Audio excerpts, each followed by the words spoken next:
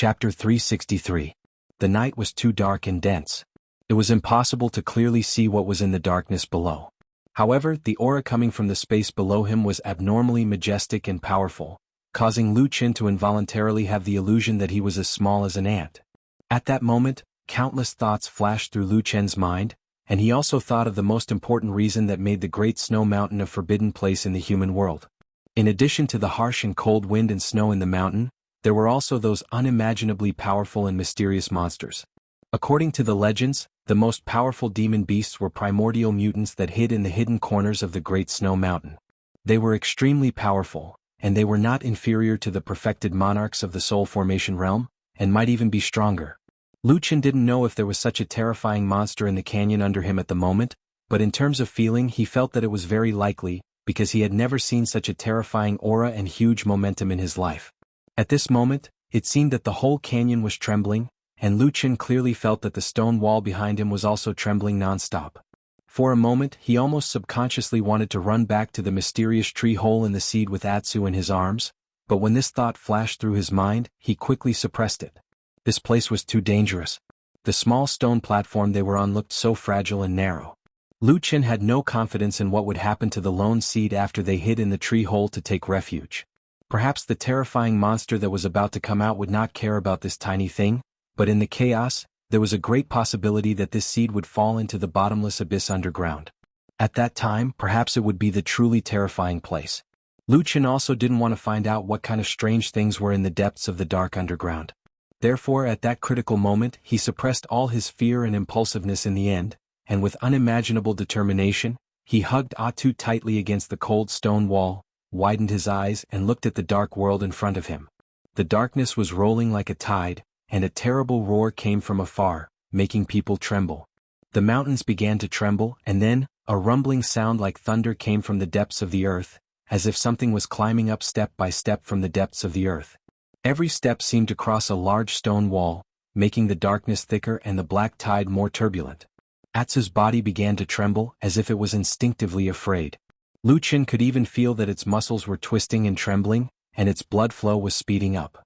It even had a feeling that it was going to jump up and run for its life in the next moment.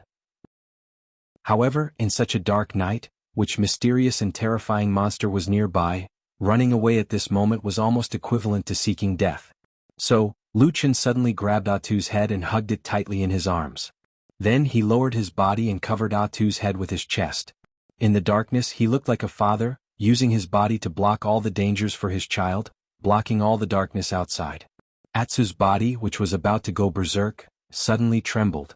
Perhaps it felt the warmth of Lu Qin's chest, or perhaps it heard the heartbeat of this man's chest, or perhaps it was comforted by the embrace. Atsu quieted down and no longer made any movements. It just silently nestled in Lu Qin's arms. The night was dark and cold, the black tide was dancing wildly, and the black shadows were going crazy. In the corner of the shadow, two tiny ant-like shadows were still holding on, silently enduring. When the darkness boiled to its limit and the mountain shook violently, an indescribable aura suddenly burst out of the ground. Lu Qin looked at it closely, but he couldn't see it clearly no matter how hard he tried. Everything was covered in darkness, but the darkness itself seemed to have merged into one, slowly rising from the crack in the ground not far away from him. It felt like if Lu Qin stretched out his hand, he might be able to touch the monster in the darkness. They were so close as if there was only a thin line between life and death. Lu Qin held Atsu, gritted his teeth and remained motionless. The terrifying monster in the darkness didn't seem to notice that there were two tiny creatures on the cliff of the canyon, or to it, those two things were not much different from real ants. The huge shadow was almost impossible to see in the night, and Lu Qin couldn't tell how big the monster was. Perhaps the darkness itself increased people's fear, making people imagine the monster to be even more terrifying. However, he could sense that the monster had left the crevice and was climbing upwards. Then it left the canyon. When the boundless darkness surged to the top of the mysterious canyon, a terrifying howl came from the top of the mountain. The howl shook the surrounding wilderness and the mountains. Rocks of all sizes began to fall from the precipice. Lu Qin endured the pain of being smashed by the rocks as he tried his best to maintain his balance. Suddenly he muttered a curse, but no one could hear what he was cursing. The unknown underground monster appeared in the night. Of course, it couldn't just stand on the top of the mountain and howl a few times. Soon Lu Qin felt that the breath started to go away. At the same time, there was a burst of indescribable strange sounds in the mountains further away. It sounded like a fight, a howl, a shout, and a cry of despair. Is it looking for food? This was the first thought that came to Lu Chen's mind. But in this world of ice and snow, the only food that could be found were those equally powerful and fierce monsters. Lu Chen sucked in a breath of cold air and sat still in his original spot. The dark night seemed to be particularly desolate and long. He didn't know how long he had waited, but at a certain moment in the night, suddenly, the terrifying and powerful breath returned again. In an instant, the same scene of the earth shaking and the mountains boiling happened again. Atsu was a little excited again, but under Lu Chen's comfort he held back. Then Lu Chen watched the huge shadow slowly return to the bottomless abyss under the cliff in the darkness until everything calmed down. The night was cold and he couldn't see his fingers in front of him. It was as if nothing had happened in the darkness. However, there was a different breath here and Lu Chen could feel it. It was the faint smell of blood that came with the wind. No one knew when Atsu fell asleep, lying on Lu Chen's lap and sleeping soundly. But Lu Chen didn't sleep. His eyes were always open, looking at the darkness in front of him, until dawn. When the sun rose, the first ray of light dispelled the darkness here, and Lu Chen saw the canyon again. It was quiet in the canyon, and it seemed to be exactly the same as yesterday. It was so quiet as if there were no living creatures here at all. Lu Chen sighed softly, then patted Atsu's head, and woke the big black dog up from its dream. Atsu woke up with sleepy eyes. He first looked left and right, then looked up at the sky. After staring blankly for a while, he suddenly let out a happy cry. He then jumped up and ran forward while wagging his tail. After running for a while, he even turned back and barked at Lu Chen, as if urging him to hurry up. Lu Chen also stood up with a smile and let out a long sigh of relief. Then, after stretching his body, he continued to walk forward. They walked forward for about 100 feet. Suddenly Atsu stopped. It didn't bark, nor did it walk. It just looked up at the high mountain cliff in front of it. Lu Chen walked behind it and was slightly surprised. He also looked up and then his body also trembled. On the towering precipice of the canyon, under the illumination of the rare sunlight, there were a few huge claw marks on the stone walls, like sharp blades directly cutting open the incomparably hard stone walls. And at a higher place at the peak of the mountain, there was a large mass of shocking blood stains. Some places had dried up, but there was still more blood dripping down from the stone walls of the mountain, like a blood waterfall, so frighteningly displayed in front of their eyes. The smell of blood in the air suddenly became extremely strong. Chapter 364. Lu Chen and Atsu both stared at the blood stains on the mountain for a long time. Then Lu Chen retracted his gaze, patted Atsu's head gently and said in a low voice, "Let's go." Atsu looked back at him, then continued to walk forward without saying a word. Although the canyon was already quiet, although both of them were still walking steadily, the atmosphere seemed to be faintly gloomier and more depressing than before. In contrast, Lu Chen seemed to be calmer and his face was calm, while Atsu was not as cheerful as it was yesterday. They continued along the path of the precipice, and the ravine stretched on before them in all its twists and turns, and still seemed to have no end. The length of the canyon was somewhat beyond Lu Chen's expectation. After walking for a long time and still not seeing the exit, Lu Chen's face began to become a little gloomy. In the mysterious tree hole in the seed, he had stored enough food and water, which was enough to support him and Atsu for a long time, so he was not worried about food. But the most worrisome thing at the moment was another matter. It had been a day and a half since he first entered the canyon. In a year, there were only 3 sunny days in the Great Snow Mountain, which meant that in another half a day, the unusually violent snowstorm would flood this place again. Lu Chen still clearly remembered the scene of the snowstorm when he first came out of the canyon that day. It was too difficult and dangerous to walk through this cliff path in that kind of situation. However, what was more troublesome was that he had now walked so far, and it was almost impossible to go back. This was probably the so-called dilemma. Maybe Atsu did not think so much, but since just now, it had been looking back at Lu Chen from time to time, with a doubtful and worried look in its eyes.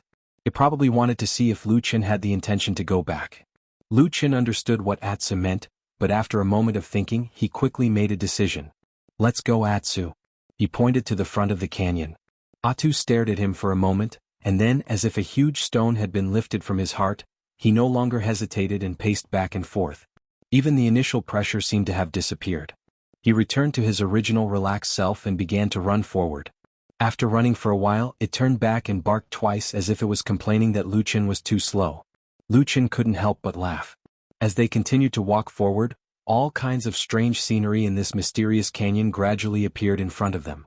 There were all kinds of strange peaks and rocks, steep cliffs and precipices like swords and mirrors, decorated with white snow, which was also a rare wonder in the world.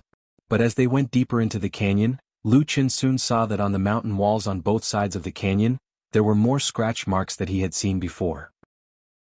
It looked like some kind of unknown giant beast had climbed here, and at every distance, he could vaguely see a little bit of dried blood stain. He glanced at the dark abyss that he couldn't see clearly, frowned, and then continued walking forward. The day slowly passed as they walked and stopped. They still couldn't see the exit of the canyon, but the huge claw marks constantly reminded them of the danger that was lurking everywhere. The sky gradually darkened again. Before the evening came, Lu Qin and Atsu finally found a place to rest. It was similar to the stone platform they stayed on last night. It was also a slightly wider platform, but it was better than yesterday. The stone wall here was probably peeled off over the years, forming a concave gap. It was about the width of a person, and could barely be regarded as a small cave. After seeing this place and seeing that it was getting late, even though it was not dusk yet, Lu Qin quickly decided to stop here to rest. Walking in this unknown place was inexplicably heavy pressure. Knowing nothing about the front, he could only take one step at a time. Although Lu Qin appeared to be very calm and collected most of the time, from yesterday until now, it was equivalent to him walking on this extremely dangerous precipice path for 2 whole days. His back was pressed against the stone wall, and beneath his feet was a bottomless abyss. His life was in danger at all times, and even when he was resting last night, there were still those mysterious and terrifying monsters appearing and disappearing. He also did not sleep for the whole night and kept his eyes open until dawn. After being tense for such a long time, even if he had a strong will and cultivation, he still felt a deep sense of exhaustion. So, after choosing a place to rest, he called out to Atu and curled up in the small cave. It was said to be half a small cave because the stone wall was only slightly concave. At most, his body could only lean on it, but most of his hands and feet were still outside. But even so, this kind of terrain still made Lu Qin feel a little relieved. Atsu ran over and looked at him curiously, then looked left and right and finally looked at the stone wall on the opposite side. There was a huge claw mark which was cut down from the mountain cliff. It was exposed in front of them and it was about 100 feet away. Atsu looked for a while and then shrunk its body. Just like yesterday, it once again lay down beside Lu Qin. Lu Qin smiled, hugged Atsu, and then one man and one dog silently watched the sky slowly darken. The sky darkened, night once again arrived. Sometimes, people would suddenly feel a kind of insignificance, indescribably aware of the fragility of life. Also, the world was so vast, the creation of heaven and earth was so mysterious. This kind of feeling would always follow people throughout their lives, always appearing in a lonely moment in the dead of night, or when you looked up at the boundless sky alone. Lu Qin was in the darkness, quietly looking at the dark sky. At that moment he suddenly remembered many things from a long time ago. When he was young, he had once firmly believed in this belief, and he did not hesitate to risk his life for it. That belief was the only thing that allowed him to survive through the most difficult and dangerous days. Until today he had never wavered much in that belief. But there were many things that were once engraved in his heart. He had once felt so much pain that he thought he would never forget them.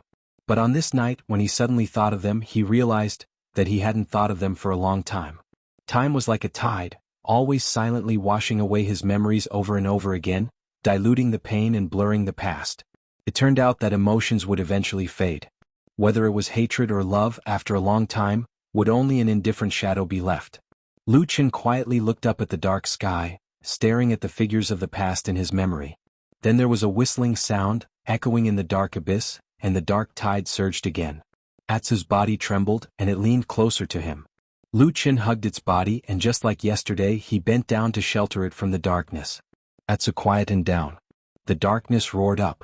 In the darkness of the night, the huge and terrifying black shadow appeared again, violently tearing at the black night and the mountain. When it crossed the mountain peak and roared at the night sky, the earth seemed to tremble because of it. Despite last night's experience, Lu Qin could not help but be shocked by this unusually powerful aura, and subconsciously held his breath. That black shadow was perhaps the king of the night, looking disdainfully in all directions. After roaring, it might have turned around to look for food, but it was also at this moment that the mountains suddenly became silent, and all sounds abruptly returned to silence. The shadow seemed to stop and suddenly turned around, looking into the distance. Lu Chen seemed to sense something and looked up. At that moment, his heart suddenly beat faster.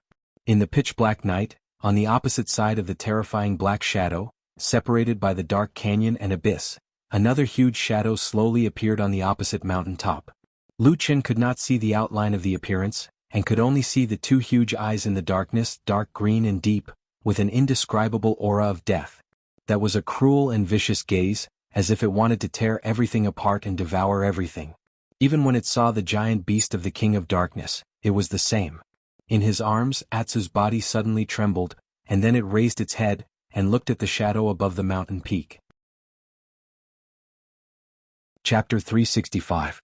Lu Chen felt Atu's strange movements in his arms and was about to look down to see what was wrong. Who knew that at this moment, in the darkness above them, the two terrifying monsters that were hidden in the darkness suddenly let out a deafening roar at the same time. The voice was like a thunderclap. Even though Lu Chen was quite a distance away, he still felt as if his ears were ringing and buzzing. At the same time, under the huge dark sky above, two huge shadows leaped into the sky. In an instant, all the darkness in the world boiled and the wind and clouds rolled. With a loud bang, they collided with each other in midair. The towering and majestic Great Snow Mountain seemed to tremble violently at this moment. Deafening roars resounded through the sky. The two terrifying beasts who seemed to belong to the darkness fought fiercely. For a moment, the mountains shook and the earth quaked. For Lu Chen and Atsu, this unusually dangerous canyon, including the bottomless abyss underground, was a place where lives could be taken at any time. But for the two terrifying beasts above, perhaps this was just an inconspicuous crack in their eyes. They didn't care about the crack under their feet at all. Just like that, they fought violently on the top of the mountain. Amidst countless roars and roars, hard rocks of all sizes were easily smashed, torn, and fell. Lu Chen and Atsu felt as though it was raining violently. When immortals fight, mortals suffer. This was probably what it meant. Lu Chen and Atsu, who were originally hiding in the cliff path below, were a little dumbfounded. However, there was nowhere for them to escape. Firstly, the size and strength of these two enormous beasts were too enormous. As soon as they started fighting, it instantly affected a wide area of at least a few hundred meters. Rocks rumbled and fell like rain everywhere, and it was similarly extremely dangerous. Another reason was that the night was too dark, and under the circumstances that one couldn't even see one's own fingers in front of one's face. If one wanted to flee for one's life, then how many boulders would fall? This wasn't much different from giving their lives away. But if they stayed where they were, it seemed that the situation wouldn't be any better. Lu Chen only felt that the mountain behind him and under his feet kept shaking and trembling. At the same time, he could even hear the stiff and cold sound of the mountain cracking. Just from the sound alone, he seemed to be able to imagine the many cracks that suddenly appeared on the cliff behind him. Gradually, along with the violent wind, the rocks of all sizes that began to fall from above also began to fall. All the hair on Atsu's body seemed to stand up at that moment. It stood up with a roar and desperately turned its head to look around, as if it was looking for a place to escape. However, it was surrounded by darkness and it couldn't see any way out. The dog was so anxious that it stomped its feet. Just as it was about to recklessly rush out of the small stone platform, Lu Chen dragged it back from behind and grabbed it tightly. At the same time he growled, "If you stay here, you'll die if you go out." After being roared at by him, Atsu temporarily calmed down a little, but Lu Chen could still feel the fear from its slightly trembling body. Lu Chen could still be considered calm, but he was also very nervous.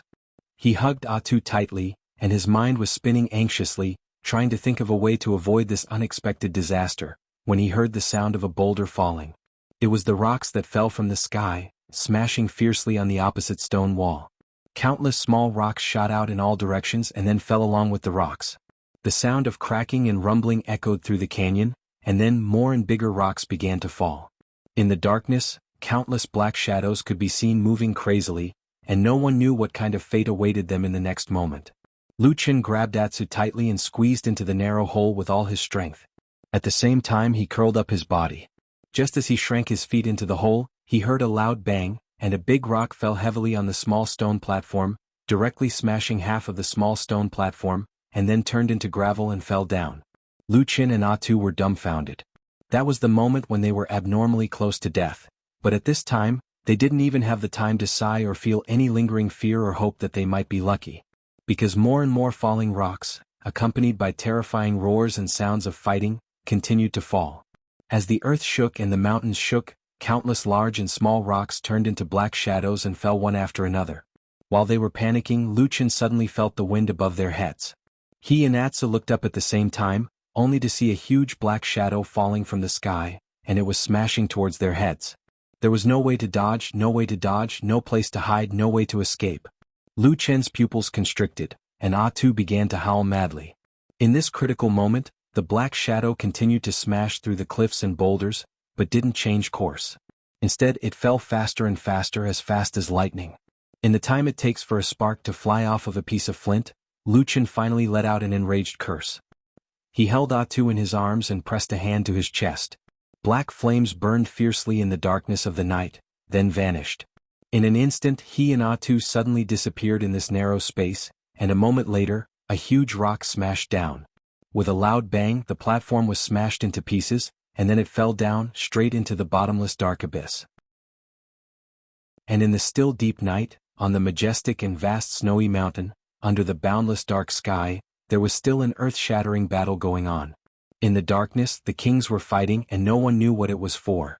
When a white light flashed in front of them, the bodies of Lu Chen and Atsu fell heavily on the ground in the tree hole. One man and one dog lay on the ground, and neither of them got up immediately. It seemed that they still hadn't woken up from the collapse of the world just now. After a while, their breathing seemed to gradually calm down. Lu Chen was still lying on the ground, and Atsu turned around and stood up. It first looked around. This tree hole, which was no longer unfamiliar to it, made it feel a sense of security. It then wagged its tail, walked to Lu Chen's side, lowered its head and rubbed its head against his body. Lu Chen slowly sat up. Like Atsu, he also turned his head to look at this familiar tree hole, and then he smiled bitterly. "Oh no, Atsu." He reached out his hand and touched Atsu's head. There was a trace of helplessness on his face and he said, "We are still forced to come here and we don't know what's going on outside." Atsu turned its head to look at the mountain of food in the tree hole, and barked at Lu Chen. Lu Chen shook his head and after a moment of silence he said, "No, we can't wait too long this time, we have to get out of here as soon as possible." As he spoke, Lu Chen stretched out his hand and picked up a simple wooden hourglass from the ground not far away. He had casually made it when he was still in the Blackfire tribe so that he could keep track of time in this tree hole where he didn't know the flow of time. He stared at the hourglass for a moment, then turned it upside down on the ground and said to Atsu, "At most 2 or 3 hours we have to get out of here." Atsu tilted its head and seemed to be a little puzzled. Lu Chen sighed and said, "In a few hours, it will be almost dawn. I don't know if the two monsters will continue to fight, and I don't know if the situation outside will be dangerous. But I'm afraid that it will be a disaster. This seed is very likely to fall into that crack." Speaking of this, he smiled bitterly again as if he was also lamenting the helplessness of fate, and then said, "But no matter what, we still have to get out because tomorrow is the last sunny day." He looked at Atsu and said, "We are trapped in the canyon. No matter what, tomorrow is the last chance, we have to go." Chapter 366. Time was like the sand in the hourglass on the ground, slowly falling bit by bit, silently passing by. When people knew nothing about the future or the outside world, it took a lot of courage to take that step. For a while, Lu Chen sat quietly, staring at the hourglass without saying a word. Atsu did not seem to be in a frenzy, or perhaps it was not fully aware of the danger of going out this time. It just lay on the ground next to Lu Chen, sticking close to him. However, there was a lot of food here, including its favorite dried meat. It could be seen that Atsu was different from usual. It was quiet in the tree hole as if it had been like this for a long time, and Lu Chen and the others seemed to be just a small splash in the long river of time. Under all the abnormalities, a small anomaly could not make a big splash. Lu Chen raised his head and looked around the tree hole. He was very familiar with this place. From the first time he found this place, he had been here countless times. This mysterious and ancient tree hole had given him a new life. It had supported him through all kinds of pain that he almost fell into hell, and helped him break free from the terrible curse at the last moment. For so many years, this had been his last haven. When he was in the most painful, desperate, and sad times, only this tree hole would be his only shelter, his last place to escape. For so many years, only Atsu could completely share this secret with him. After leaving this place this time, would there be a chance to come back after leaving this place? Lu Chen was not sure, but he was not unfamiliar with this feeling. He was not even afraid. Many years ago he had experienced many tests of life and death. He just looked at the tree hole and suddenly remembered the legend he had heard before. Then he looked at the empty tree hole and said to himself, I heard that you have a few companions of the same origin. Yezi? Branches? I don't know when you guys will be together again. The tree hole was silent as if it had no reaction to his words. However, in the past 10 years the tree hole had never reacted. Lu Qin naturally wouldn't treat this tree hole as a sentient being. He just casually said that, then closed his eyes and continued to be quiet. Slowly the sand in the hourglass was about to run out. Time flew by. Atsu squinted his eyes and Lu Qin leaned against the wall. Everything looked so quiet as if time had stopped. Then Lu Qin suddenly opened his eyes. Atsu seemed to have sensed something and looked up. Then he saw Lu Qin silently stand up. His face was expressionless as he said in a flat tone, Atsu, let's go. A white light flashed in the air. Like duckweed in a big river, like a glimmer between heaven and earth, like an ant in the world, so small and humble, quietly appeared in this world. After the light passed, Lu Qin and Atsu suddenly appeared in the air. After a moment of pause their bodies suddenly fell down. It was really a flash of lightning. The world seemed to be still spinning. There were mountains, rocks, wind, clouds, light and darkness. There was also a strange boundary where light and shadow intertwined. It was like a turbulent wave, rushing from a certain direction. Lu Qin's pupils suddenly dilated at that moment. He suddenly let out a furious roar. The world was spinning upside down and everything was screaming crazily in his ears. However, he still stubbornly shook off all these terrifying phantoms. His eyes stared at all the terrifying phantoms for a moment. It was the most silent, most solid and seemingly the farthest stone wall. That was the stone wall of the mountain. He was roaring. Then he stretched out his hands with all his might and desperately grabbed the stone wall. There was only a series of ear-piercing crashing sounds. The stone cracked and blood flowed. His body was still sliding down. His hands couldn't grab anything, but he desperately grabbed every crack that had the slightest resistance. After sliding down 7 or 8 times, his right hand suddenly grabbed a stone that was firmly protruding out of the wall about half a foot. Hoo! His body suddenly stopped. His whole body weight was supported by his right hand. At this moment, the chaotic and spinning world finally stopped in his eyes and returned to its original appearance. There was a severe pain from his right hand as if his flesh was torn apart. However, Lu Qin's reaction to this was only a slight frown. Even his expression didn't change much. He just hung alone in the air and gently took a breath. The whole world seemed to slowly become clear at this moment. The sky was bright. There was light falling from the sky above the canyon. The deep night had indeed passed. The precipice path that he was originally staying on was no longer in front of him. After looking carefully, Lu Qin found that the path did not disappear. Instead, it appeared more than 10 feet above his head. In other words, he had fallen from that precipice path and fell more than 10 feet in one breath. Lu Qin subconsciously looked down. He saw that below his feet, the deep and dark place was like a ferocious mouth, as if waiting to swallow him. Lu Qin shook his head. He stretched out his left hand and felt a gap on the stone wall that he could grab. After sharing the burden of his right hand, he let out a sigh of relief. But at this moment, Lu Qin suddenly heard a burst of barking coming from above. Woof woof woof. Woof woof woof woof. Lu Qin's spirit was lifted. He looked up and saw a huge black dog's head poking out from the high precipice path. It looked around as if it was looking for something. It was Atsu. After a while, Atsu saw Lu Qin hanging at the bottom of the cliff. It suddenly became spirited and barked at Lu Qin. Lu Qin also laughed, then he really laughed. He scolded the black dog that was barking happily, then he smiled and said, "Stupid dog, I didn't expect you to be so good." No matter how anxious Atsu was, although Lu Qin seemed to be in a desperate and dangerous situation at the moment, he was still very calm. After his body climbed to the precipice and stood firmly, he began to try to climb up.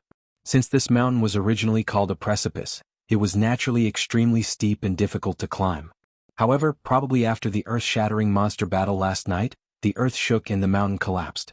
Suddenly, there were countless large and small cracks on the precipice and abruptly cracked rocks, making it much easier to climb than before.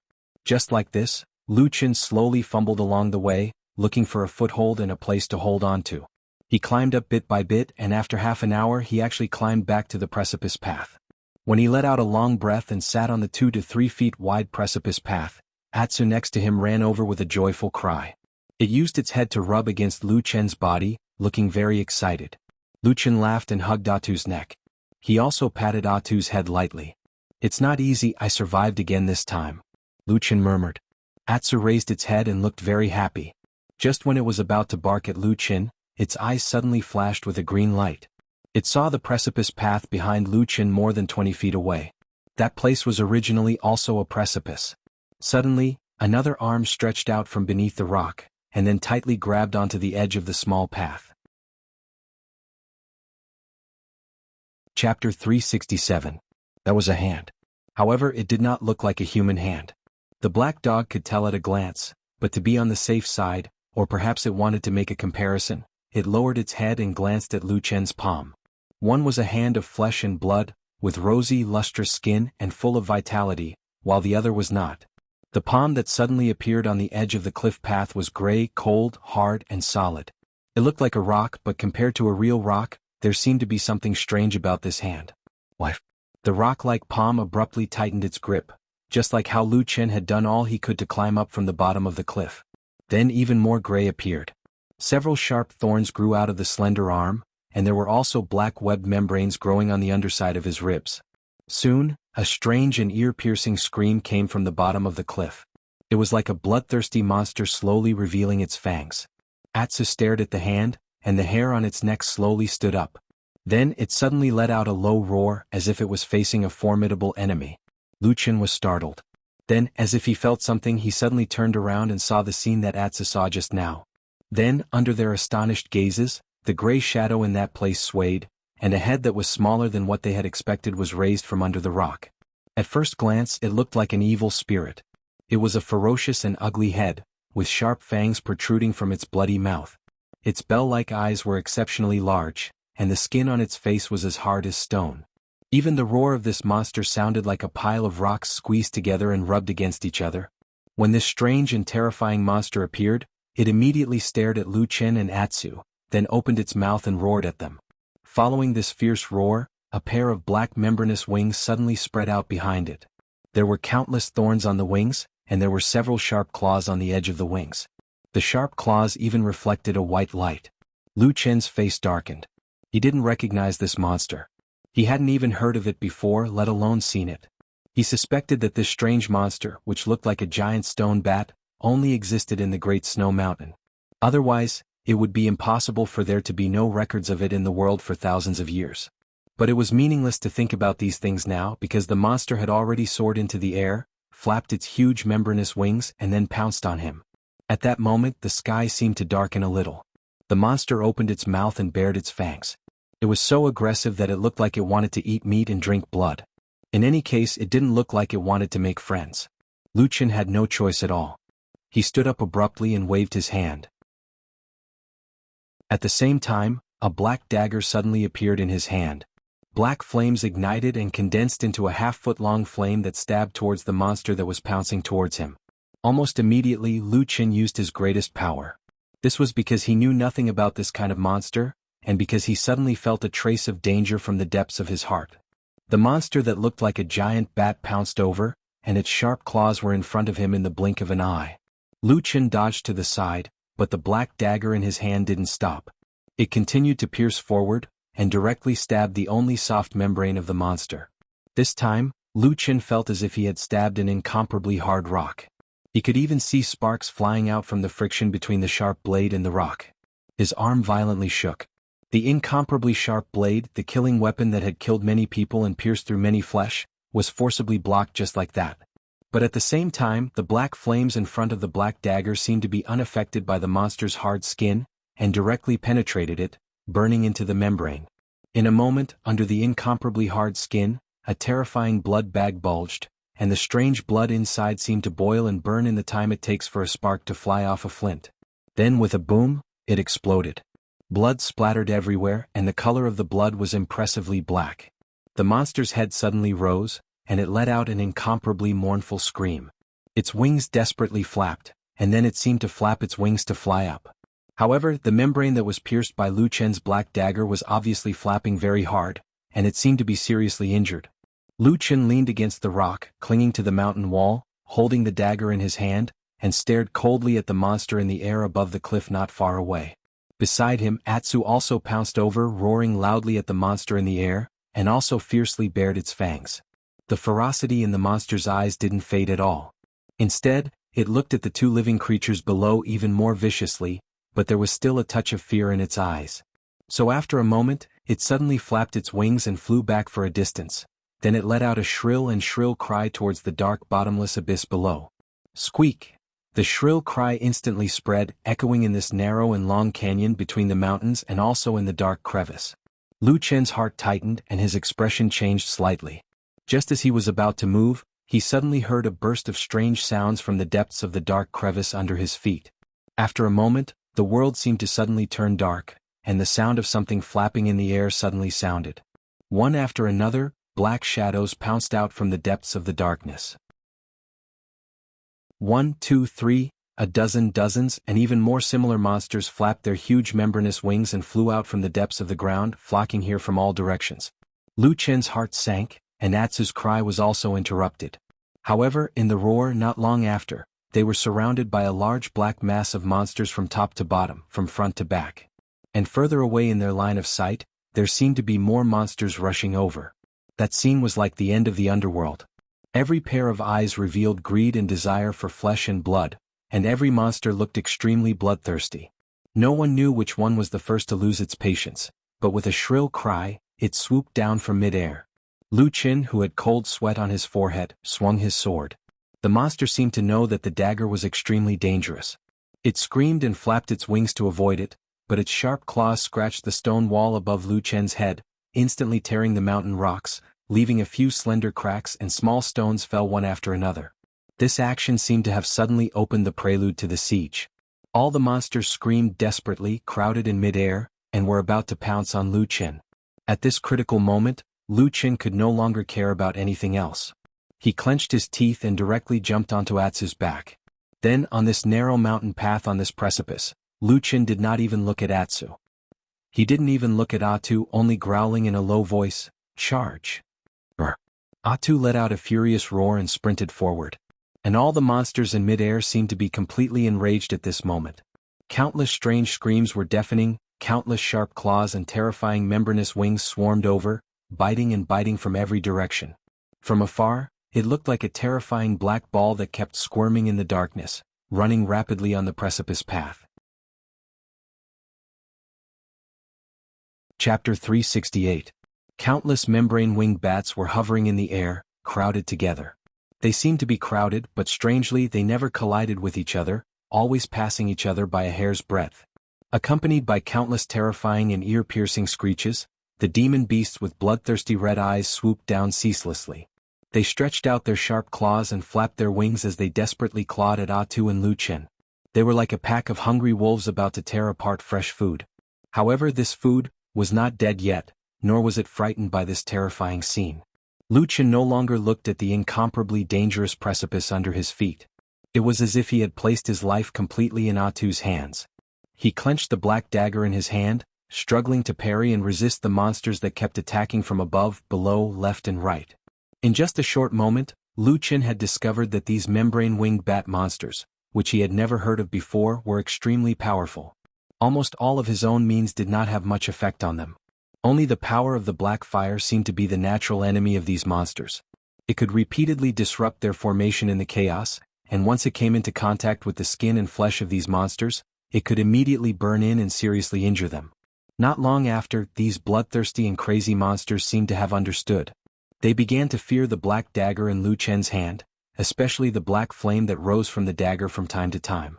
Often, when Lu Chen stabbed with the dagger, the membrane-winged bat monsters in front of him would scream and flap their wings to fly away.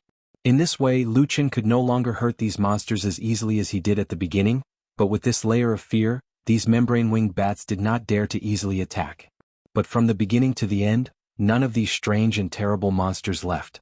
They were still circling around Lu Chen and Atsu, chasing them in the air, screaming and looking for any opportunity to suddenly rush down to attack. At the same time, Atsu seemed to have completely forgotten everything around it. Just like Lu Chen suddenly no longer cared about the things under his feet, and gave his life to this big black dog that could not speak, Atsu also no longer looked up. Those terrible monsters, sharp roars, bloodthirsty eyes, and sharp claws that could tear its body apart, all turned a blind eye to them. The black dog just barked and howled, then ran forward wildly. The cliff path was extremely dangerous, and many places were abnormally narrow. Some sections had even been broken after the accident last night. However, Atsu still rushed forward all the way without looking back. Its body, its movements were so agile that it was stunning. Like a flash of lightning or like the most agile ape in the forest, it kept jumping and running in this natural barrier as if it was running on flat ground. It was only because the surrounding membrane-winged bats were all flying monsters that they could keep up with it. Otherwise, they would have been left behind by Atsu a long time ago. It seemed to trust the man on its back wholeheartedly, ignoring all the other demonic beasts and trusting that Lu Chen would be able to protect it. The man and the dog suddenly had such a tacit understanding in the face of life and death. However, the situation was still dangerous. The membrane-winged bats were powerful, numerous, and extremely fast. If it were other beasts, they would have long become food in their stomachs, or lost their footing and fell off the cliff. It could be said to be a miracle that Lu Chen and Atsu were able to hold on until now. But in such a situation, those countless membrane-winged bats still showed no signs of giving up. Under their incessant harassment and attacks, Atsu seemed to be able to hold on as he ran with all his heart. But Lu Chen's complexion gradually turned ashen and unsightly after continuously resisting the numerous demon beasts' attacks without a moment's pause. The spiritual power in his body began to dry up. The dark flame on his black dagger was getting fainter and fainter, and the flame was getting shorter and shorter. As he gradually showed signs of weakness, the surrounding membrane-winged bats suddenly became excited. Their shrill cries became louder and louder, and their blood-red eyes seemed to glow. Their attacks suddenly became even more frenzied, as if these demonic beasts were actually quite intelligent. The great snow mountain, after all, still had an irresistible danger that was almost irresistible. The black ball formed by the membrane-winged bats was getting closer and closer, and the shrieking demon beasts were getting closer and closer with every pounce. The crushed stone walls were sent flying, and the debris kept falling, as if foreshadowing the arrival of the final desperate situation. At this increasingly critical moment, suddenly, Lu Chen heard Atsu under him suddenly let out a long howl, which was not quite the same as its previous barking, and even contained a hint of surprise. He tried his best to stab with his dagger, avoiding a membrane-winged bat that had just rushed over. Taking advantage of the short moment of respite, he suddenly looked back and his eyes suddenly lit up. He saw that a piece of flat ground suddenly appeared in front of him. This unusually long and dangerous canyon had finally come to an end. The snow-covered ground looked as dazzling as a piece of white jade. Lu Chen's spirit was greatly boosted. Although he did not know how to get rid of these terrible membrane-winged bats for the time being, it was always a good thing to have a change. Otherwise, he, who was almost at the end of his strength, really did not have the confidence to last long on this dangerous precipice trail. Rush over! Lu Chen roared to Atsu. However, almost at the same time, those membrane-winged bats seemed to have felt something, and their offensive suddenly increased, screaming and pouncing madly, several times more ferocious than before. Suddenly Lu Chen was left and right, and he almost couldn't hold on any longer. Sure enough, after a moment there was a low hiss and Lu Chen let out a muffled groan. His body shook violently, but after persisting for a long time, his movements were finally a beat slower. Soon, the slight decline immediately brought serious consequences. A huge membrane-winged bat waved its sharp claws and pounced over. The claws swept past Lu Chen's shoulder, and in an instant blood appeared. The skin was torn open and a large piece of flesh was forcibly torn off, blood splattering everywhere. Lu Chen took a deep breath and his face turned pale. Perhaps it was because they saw and smelled the smell of blood. All the membrane-winged bats around instantly became excited and pounced down together, screaming wildly. The scene was like a black ball suddenly collapsing concave towards the center. At this moment of life and death, Atsu also seemed to feel the danger. With a fierce howl, it suddenly jumped up in the midst of running, rushing over the canyon in a dangerous gap, and fell heavily on the snowy ground. It also temporarily escaped the attack of those membrane-winged bats. There was a series of strange rumbling sounds behind him, and at that moment, countless membrane-winged bats could not stop their momentum and crashed into the stone wall. For a time, strange whistling sounds rose one after another, and in the blink of an eye, there were countless more scars on the mountain wall. But it didn't take long for those membrane-winged bats to flap their wings and fly again. Under the gaze of Lu Chen and Atsu, they seemed to be not bound by the canyon at all, or perhaps the smell of blood on Lu Chen's shoulder had made them dizzy, and they desperately wanted to kill and eat these two living creatures. At that moment, a black shadow seemed to cover the sky and the earth, shrouding the snowy ground. Lu Qin and Atsu fell on the snowy ground, and a black shadow covered their eyes. But before they could react, a huge figure suddenly rushed out from behind a mountain wall next to them, and directly crashed into the seemingly terrifying flock of membrane-winged bats. Kacha! It was an ear-piercing sound that carried a trace of terror and cruelty. All the membrane-winged bats seemed to freeze in an instant, and a bloody mouth suddenly appeared in mid-air, biting down from the air, and directly biting 3 membrane-winged bats in its mouth. The sharp teeth closed and the giant turned around. Black blood flowed out from the gaps between the terrifying giant teeth like water, and slowly dripped down from the mouth of the giant beast. Then there was a chewing sound coming from the huge shadow, making their hands and feet turn cold. The residual shadow coldly and slowly turned to look at them. The black shadow was like a mountain, completely enveloping them. Chapter 369. The numerous membrane-winged bats, which were still arrogant and majestic just a moment ago, suddenly disappeared. Even if these ferocious demon beasts saw with their own eyes that their companions were suddenly bitten and bleeding by the giant mouth, none of the membrane-winged bats showed any signs of revenge. All the membrane-winged bats seemed to have suddenly turned into stone and were frozen in the air. Those sharp, ear-piercing, bloodthirsty howls also suddenly fell silent at this moment. For a moment, Lu Qin and Atsu, who had fallen on the snow, did not make a sound, nor did the numerous membrane-winged bats in the air. Only the mountain-like majestic black shadow, with its huge mouth, gave off a shuddering and terrifying chewing sound. Crunch, crunch. It was the sound of fangs and bones rubbing against each other. Blood flowed and slowly dripped down. The next moment all the membrane-winged bats seemed to have woken up from a dream. In an instant strange cries rang out.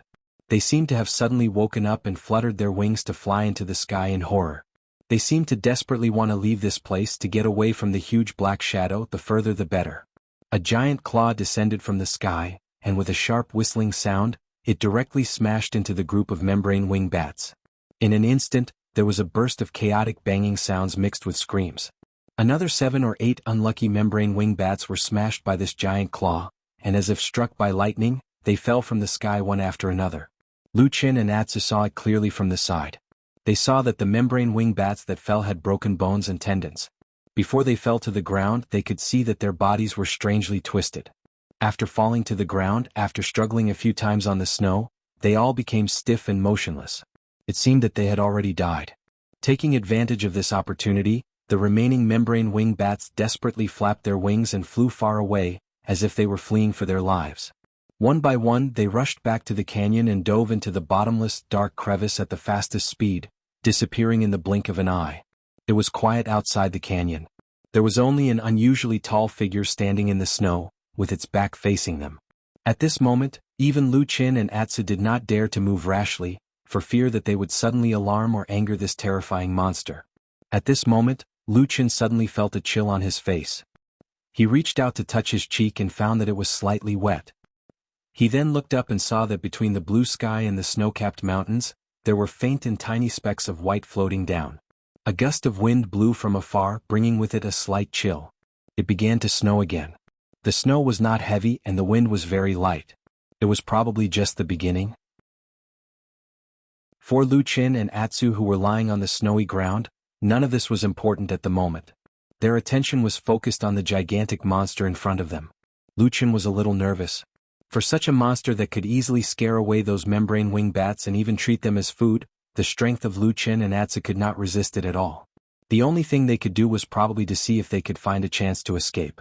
Just as he was thinking about how to find a chance to escape, Atsu, who was originally lying beside him, suddenly stood up. Lu Qin was taken aback and quickly reached out to pull Atsu.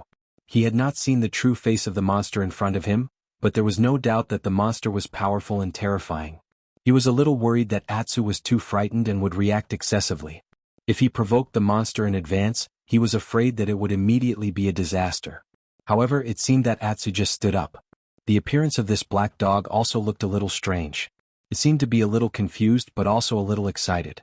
It stared at the huge shadow and even its breathing became a lot heavier. Although he was a little surprised by Atsu's performance, seeing that Atsu did not make any drastic moves for the time being, Lu Qin was still relieved.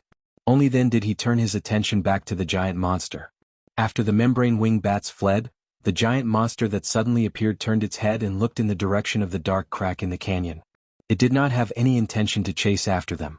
After a while, it turned its head, then took 2 steps forward and came to the corpses of the membrane wing bats that were shot down on the snow. It lowered its head and began to chew. It was also at this moment that Lu Qin finally saw the appearance of the giant monster. He was shocked. The giant monster that appeared in front of him was impressively a giant wolf with an unusually large body. In that canyon, there once appeared a giant wolf with the corpses of humans in its mouth. This paragraph suddenly came to Lu Chen's mind. That was what Hui Yen said to him back then, and it was also the biggest basis for them to determine that there might be a secret path to the northern human territory here. Lu Chen had never seen such a huge monster wolf in his life. Even after Atsu had advanced, it was far inferior to this giant wolf. At best, the body of Atsu was only 1/5 the size of this giant wolf. Its fur was grayish-white, and it had sharp teeth. At this moment, this giant wolf did not seem to notice that there were 2 living creatures in the snow. It just lowered its head and gnawed on the membrane wing bats that it had shot down. It ate happily, and the sound of crunching that made people's scalp tingle was endless. Seeing the appearance of this giant wolf monster beast, a glimmer of hope suddenly appeared in Lu Chen's heart. He slowly stood up from the snow, and then pulled Atsu, preparing to take this opportunity to try and sneak away quietly. Unexpectedly, Atsu did not move at all, and it did not have the obedience that it usually had towards him. This black dog just stared at the giant wolf. Not only did it not leave, but it even took a step towards the giant wolf. Lu Chen was taken aback and quickly reached out to grab the fur on Atsu's back, not letting it go any further.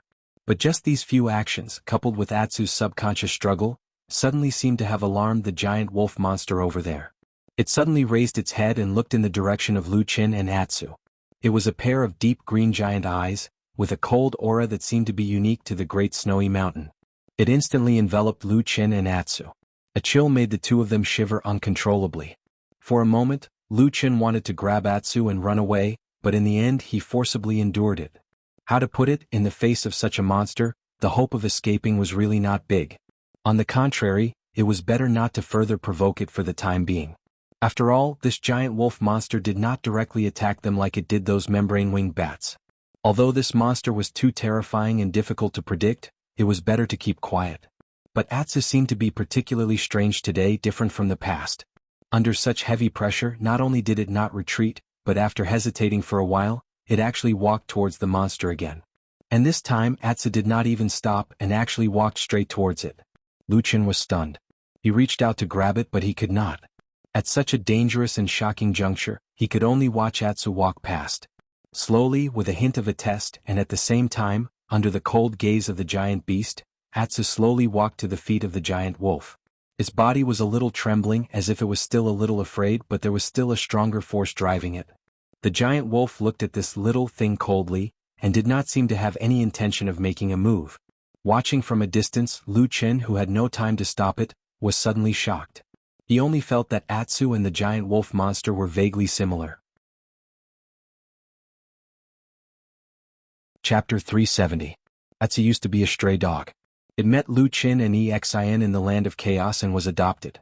Since then it had been by Lu Chen's side. Exin had always liked it, but for some reason Atsu was determined to follow Lu Chen, which made Exin very sad. After living together for so many years, they had almost never been separated.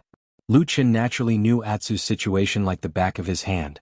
From the time it was a puppy until it grew into a big dog, Atsu had always been a rustic dog. That was how it got its name. It could be considered a joke that Lu Chen had made fun of it in the past. However, after the Battle of Kunlun Mountain, Atsu, with a combination of all kinds of opportunities, stimulated the ancient bloodline in its body and obtained the opportunity to advance. When Lu Chen saw Atsu again, this puppy had undergone a great change in appearance. It had become more like a powerful black wolf monster. Yes, now, although Lu Chen usually called Atsu as a stupid dog and so on, even when he was joking, Atsu was already a wolf. At this moment, there was a similarly terrifying and inconceivable giant wolf demonic beast in front of it. Lu Chen even felt that although there was a big difference in size between Atsu and this giant wolf monster, Atsu looked very much like this giant wolf, as if this giant wolf had shrunk by 4 or 5 times. Obviously, Lu Chen was not the only one who felt this way. The 2 wolves, one big and one small, also seemed to have noticed something. Atsu looked very nervous, and Lu Qin could even see its body trembling slightly on the snowy ground. But in Atu's heart, there seemed to be another particularly strong emotion driving it all the way to the front of the giant wolf demon beast. It raised its head and looked up at the giant wolf. The giant wolf looked down at it indifferently. After a while, Atsu suddenly let out a howl. It sounded like a wolf's howl, and it reverberated through the mountains. Lu Qin didn't know what Atsu meant by this howl, but he still subconsciously became nervous. This was because he saw that after Atsu mustered up the courage to howl, the giant wolf demon beast finally responded. It suddenly raised one of its front claws. It was the giant claw that had killed 7 or 8 ferocious membrane-wing bats in an instant, and then it slammed down towards Atsu. The wind on the snow-capped mountain seemed to have suddenly turned cold, so cold that it froze one's blood. Lu Qin only felt his scalp go numb and his heart suddenly jumped. But soon he found something unusual. The giant wolf demon beast's claws were not fast. For a giant beast like it, it could even be said to be gentle. Lu Qin abruptly stopped his steps and stared at the giant beast in front of him. It was at this moment, following the movement of the giant wolf demon beast, Lu Qin suddenly discovered some details that he hadn't noticed before. This giant wolf demon beast was undoubtedly terrifying and powerful, but at this moment, Lu Qin discovered that there were wounds on the giant wolf's body. The wounds were very deep and the injuries were very serious. There were even more than one wound. Although this giant wolf demon beast didn't seem to care about the injuries on its body, Lu Qin quickly thought of the big fight that he had experienced not long ago. To be precise, it was last night in that canyon, where he was forced to hide in the seed tree hole. Just as Lu Qin's expression changed slightly, the wolf's claws in the air had already fallen and landed on the top of Atsu's head. Atsu lowered its head and body, seemingly making a submissive posture. The giant wolf's claws did not show the terrifying power that it had before to directly kill it. Instead, after a slight pause, it actually gently touched the top of Atsu's head twice. A low and heavy voice suddenly echoed in this snow-capped mountain. "You are my son." The mountains were silent, and the snow seemed to be a little stronger. There was no one else here except for Lu Qin. There were only 2 wolves in front of him. But this heavy voice also clearly echoed in Lu Qin's ears, causing him to be a little confused for a moment. But very soon he came to his senses and looked at the giant wolf demon beast with a stunned expression. After Atu heard this, he became visibly excited. He barked a few times at the giant wolf monstrous beast. His body kept twisting, and from time to time, he would rub his head against the giant wolf monstrous beast, expressing his obvious affection. Looking at the strange behavior of Atsu, Lu Qin instantly thought of the reason for this matter. When he first saw Atsu, he judged that this little demon beast might have an extraordinary origin, and it was even likely to be a descendant of the legendary snow wolf demon beast of the Great Snowy Mountain. The snow wolf, also known as the Heavenly Wolf, was one of the most powerful and terrifying demon beasts in the ancient times, and had unimaginable power. But for some reason unknown to the human race, this powerful demon beast had never appeared in the world in the history of the human race, but its legend had always existed. Looking at the giant wolf demon beast in front of him, Lu Qin took a deep breath. No wonder it could fight head-on with the King of Darkness in the underground abyss. They were indeed powerful creatures that defied the natural order. As for Atsu, since it was a descendant of the Heavenly Wolf and had wandered to the chaotic lands, Lu Qin did not know about it. But according to the legend, the Heavenly Wolf was a loner and did not care about having children. Perhaps even the Heavenly Wolf itself did not know about the existence of Atsu. In short, Atsu seemed to be extremely excited. When the Heavenly Wolf saw one of its children suddenly appear in front of it, it seemed to be in a good mood. After a while, it turned its gaze to look at Lu Qin. Lu Qin's heart skipped a beat, but before he or the Heavenly Wolf could react, Atsu had already jumped in between them, stopped Lu Qin and barked at the Heavenly Wolf. After listening for a while, the Heavenly Wolf's originally cold gaze softened. It retracted its gaze, opened and closed its mouth, and a deep and heavy voice once again came from its mouth. "Since you said so, I'll spare his life. Human, go down the mountain yourself."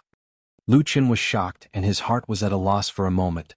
But he knew that this was probably the best outcome for him. But at this moment Atsu suddenly jumped up again, barked repeatedly and ran back to Lu Qin's side.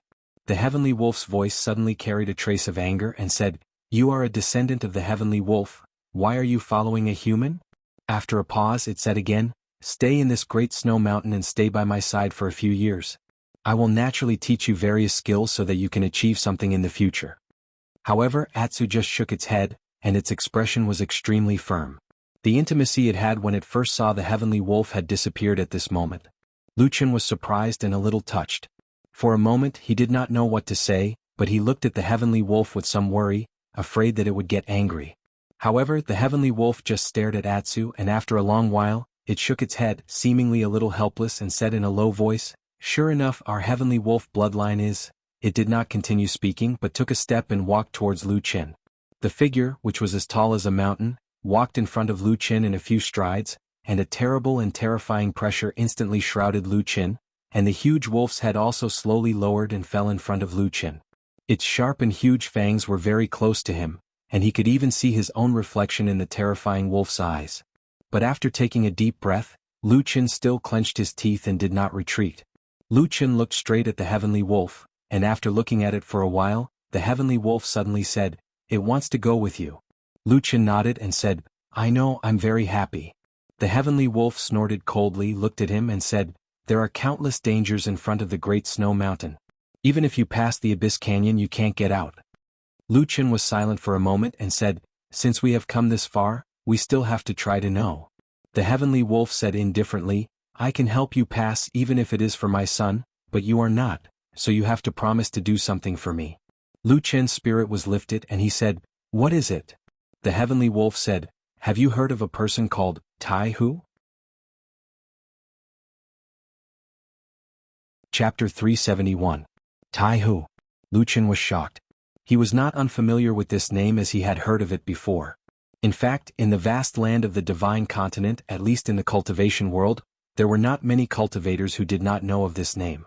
He was one of the 6 divine transformation stage perfected lords of the Alliance of True Immortals, the famous and influential perfected Lord Iron Pot. Who didn't know him? However, after a moment of silence, Lu Chen said, "There are hundreds of millions of people in the divine continent. There are countless people with the same name. If we only rely on this name, I'm afraid I can't determine which one is the person you are looking for." Tianlang nodded, but his expression remained the same. He said, "That person's cultivation is extremely high. He was able to enter the Great Snow Mountain and meet me. In terms of cultivation level, he is already at the peak of the human race. So, can you find that person?" Lu Chen exhaled softly, then nodded with a slightly serious expression. Since Sirius had already said it to this extent, it couldn't be anyone else. It had to be that Supreme Tai Hu from the True Immortal Alliance. However, he did not expect that in the deepest part of the chaotic land, in the Great Snow Mountain, which was known as one of the most dangerous places in the world, Tai Hu Lord would actually be related to the ancient beast here. For some reason, Lu Chen faintly felt that this matter was not normal. However, he could not think of too many things at the moment. He could only say to Tianlang, "If that's the case, I already know who that person is. What do you want me to do? Please tell me." Tianlang did not speak immediately. Instead he stared at Lu Chen. After a moment he said, "You guys follow me first." After that he turned around and walked towards the north. Lu Chen and Atsu looked at each other and followed. It was just that the great snowy mountain was extremely steep, and since ancient times, there had been no signs of human habitation, so there were no roads to speak of. Although Lu Chen could see that the ancient celestial wolf had slowed down, he still couldn't catch up. However, at this moment, the benefits of raising a dog for 1,000 days could be seen. Atsu very consciously came over and barked at Lu Chen. It looked as if it was disgusted. Then Lu Chen could only laugh dryly and climb onto Atsu's back. Then Atsu started to run. It was at this moment that Lu Chen finally understood why this fellow could run in a place like the Great Snow Mountain as if it was running on flat ground. It seemed like it had inherited some of its father's powerful ancient bloodline. In the midst of this, Tianlang turned around to take a look. When it saw Atsu carrying Lu Chen on its back, it paused for a moment as if it was unhappy. However, when it saw Atsu's cheerful and honest look, it did not show any signs of being forced. In the end, Tianlang could only silently shake its head and continue to run forward. With Atsu as a means of transportation, their speed instantly increased by several folds. Later on, even Sirius quickened his pace. 2 wolves, one big and one small, sprinted through the great snowy mountain range. Even though the snow falling from the sky gradually became heavier, it could not stop their strong and fast bodies that were as fast as lightning. There were dangers everywhere in the Great Snow Mountain, but they were safe and sound along the way. Naturally, this was not because Lu Chen and the others were too lucky. The main reason was basically the existence of Tianlang, which was more ferocious and more powerful than all the hidden beasts around them. After running for a long time, passing countless peaks, braving the wind and snow, they finally came to the foot of a big mountain. Luqian soon found a huge cave at the foot of the mountain. Tianlang led him and Atsu into the cave. A cave that could accommodate the hill-like body of Tianlang was naturally huge for Luqian. Before he entered the cave, he was already prepared in his heart. He thought that this kind of fierce beast's lair would most likely have piles of bones piled up like a mountain. The terrifying scene would make one's scalp numb. As for the stench, it was needless to say. Who knew that after he entered the cave he was shocked. This huge lair of Tianlang was unusually clean and tidy. There was no trace of the piles of bones that he imagined, and there was nothing terrifying to be afraid of. Well, except for the giant beast itself. After staying in the cave for a long time, Luqian suddenly realized that he didn't smell the stench that most wild beasts had in their caves. This huge cavern was actually just a huge cavern, and there were no other small paths.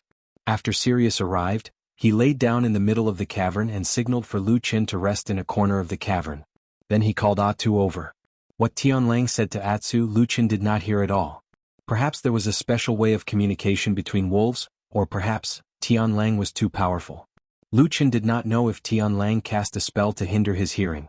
In short, Luqian did not hear anything for the whole day. He just watched Atsu stay beside Tianlang, quietly listening to something. There were a few times when Tianlang stretched out a front paw to gently touch Atsu's head and body. When Luqian saw that action, he felt that it really seemed like a kind of action between father and son. After the initial indifference, as the communication increased, Tianlang seemed to begin to become closer to Atsu. After a night like this, the snow outside became heavier and heavier. Later, it finally became a snowstorm that existed in the Great Snow Mountain. However, in this lair of Tianlang, the snow seemed to be a very distant thing for Luqian. Luqian spent a very peaceful night here. At some point in the middle of the night, Luqian suddenly woke up from his deep sleep. Then he saw a strange rainbow light appear in what should have been a pitch-black cave. Atsu lay quietly beside Sirius, while Sirius stared at him, one of its front paws resting on Atsu's head. The dazzling rainbow light was emitted from the forehead where they touched, then turned into a dreamy radiance, surrounding Atsu's entire body in the light. From Luqian's point of view, Atsu's entire body seemed to be glowing, as if something in its body had been awakened. It began to bloom and emit power. From a distance, he could even hear the bones in Atsu's body creaking and shaking non-stop. For some reason, although Luqian could not see what Tianlang was doing to Atsu for no reason, a few words such as rebirth, and change the meridians and marrow, suddenly emerged in his mind. He lay in the darkness and quietly watched this strange scene. Then at some point he quietly fell asleep again. When he opened his eyes at dawn, he saw Atsu. He did not know when the black dog had returned to his side. Perhaps it was because they had been relying on each other for so many years that it had become a habit. Atsu still habitually nestled his head against his body. His body was very warm. Luqian smiled and reached out to pat its head. Tianlang let them stay in this cave for 3 days. During this period, Tianlang would perform that strange trick on Atsu every night. As for the effect, Luqian could not tell for the time being. At least, Atsu did not seem to have changed significantly. On the 4th day, Tianlang finally seemed to be a little tired and let them leave. This time, Tianlang directly led the two of them out of the Great Snowy Mountain and arrived at the border between the Great Snowy Mountain and the Land of Chaos. It was also here that Luqian finally heard what Tianlang told him. "Go find the person called Iron Pot, and tell him," Tianlang said to Luqian, "it's time to return the leaf that he borrowed back then." Chapter 372. Do you know what leaf is? After descending from the Great Snow Mountain, Luqian watched as the ancient giant beast turned around and disappeared into the vast snowy mountains, leaving only Atsu and Luqian standing at the foot of the mountain. Luqian asked Atsu. Atsu shook its head, indicating that it knew nothing about it. Luqian felt a little helpless, so he turned around and walked forward. Atsu followed beside him. The snowstorm around them was getting weaker and weaker. The white faded away and the greenery gradually flourished. Unknowingly, they seemed to have walked into another world. Recalling the past, recalling the inexplicable days spent in the southern wilderness, Luqian could only sigh and sigh with emotion. However, when the flourishing scenes of life reappeared before his eyes, the lush greenery and vibrant flora and fauna that were rarely seen in the southern wilderness, even though they were still in the dangerous depths of the Land of Chaos, Luqian still felt a sense of joy as though he was a wanderer who had returned home. For many years he had never felt such a feeling, but at this time he unexpectedly experienced it. Perhaps no matter what, as a human he could not give up the yearning in his heart. No matter how good the southern Xinjiang wilderness was, it could not keep his heart. This time the place they came out from was, of course, not the place that Lu Chen and Atsu had come to a few years ago. Back then they were forced to jump into the Longchuan River and were finally washed to the southern Xinjiang wilderness by the river water. This time it was mostly thanks to Atsu's cheap giant beast father. In any case, Lu Chen felt that Sirius probably did not want a rare descendant to die in the land of chaos. Therefore, after Sirius brought them out of the great snowy mountain, they arrived at a place that they had never been to or heard of before. It looked like a green grassland with many hills and was full of vitality. However, the monsters that lived here were obviously more gentle. There were rarely any ferocious and terrifying monsters that gave people headaches.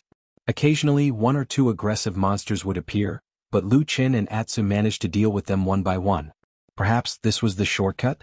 However, as he walked through this unknown grassland, Lu Chen soon discovered something unusual about Atsu. The most obvious thing was that the big dog's appetite had once again skyrocketed. Atsu was desperately eating, and it only ate the flesh and blood of demonic beasts. Ordinary beasts and even weaker demonic beasts were obviously not worthy of its attention. Lu Chen observed along the way. It seemed that the more powerful and vigorous the demonic beasts were, the more interested this big black dog was.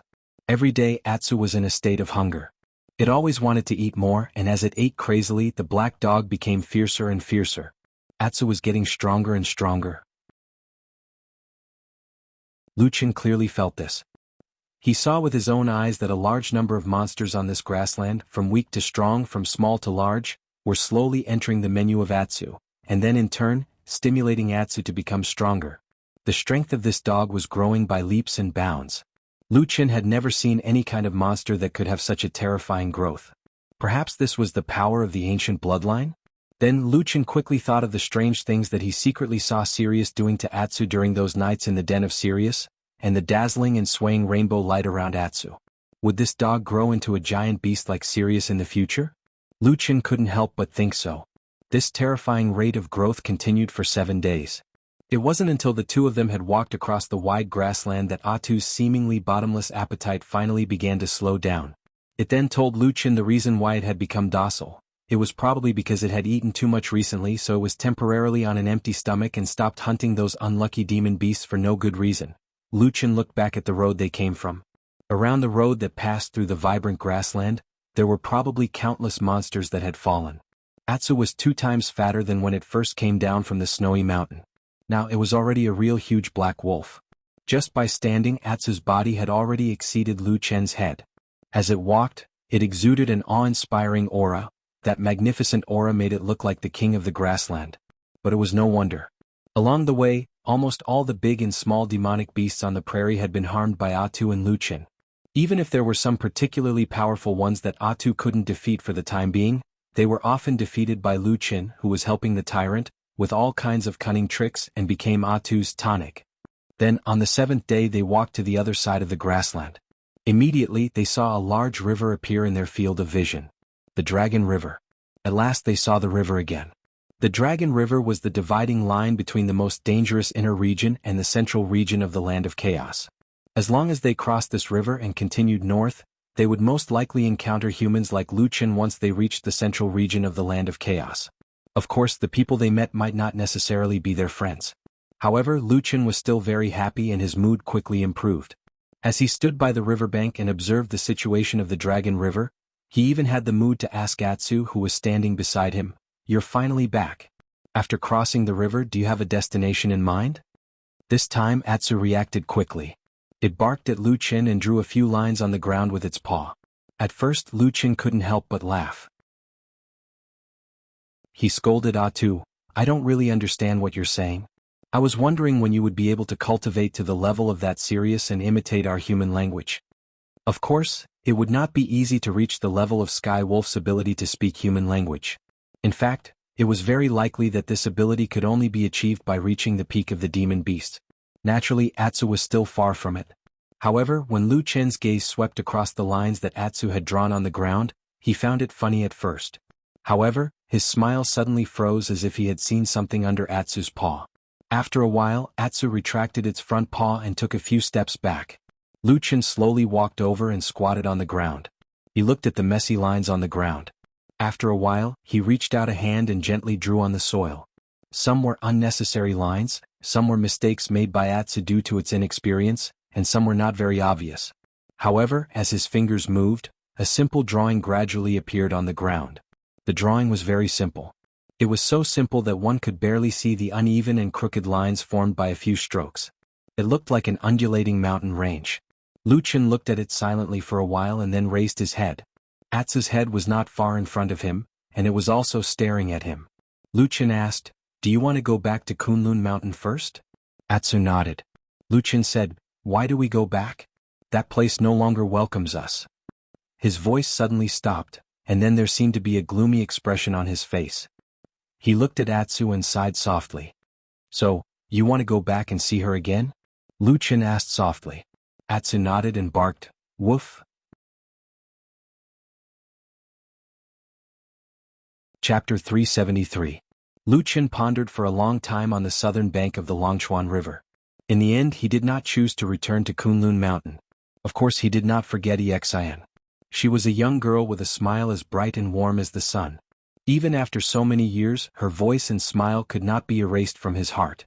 However, it was not good to return to Kunlun Mountain. During that full moon night many things happened. Lu Chen killed the young master of the Su family, Sumo. After his identity was exposed, he was hunted down by both the righteous and evil sections. If he returned, he would easily alert his old enemies. As for Exian, she had died that day. After Lu Chen avenged her, he had fled. It was probably the Yi family who helped her with her funeral arrangements.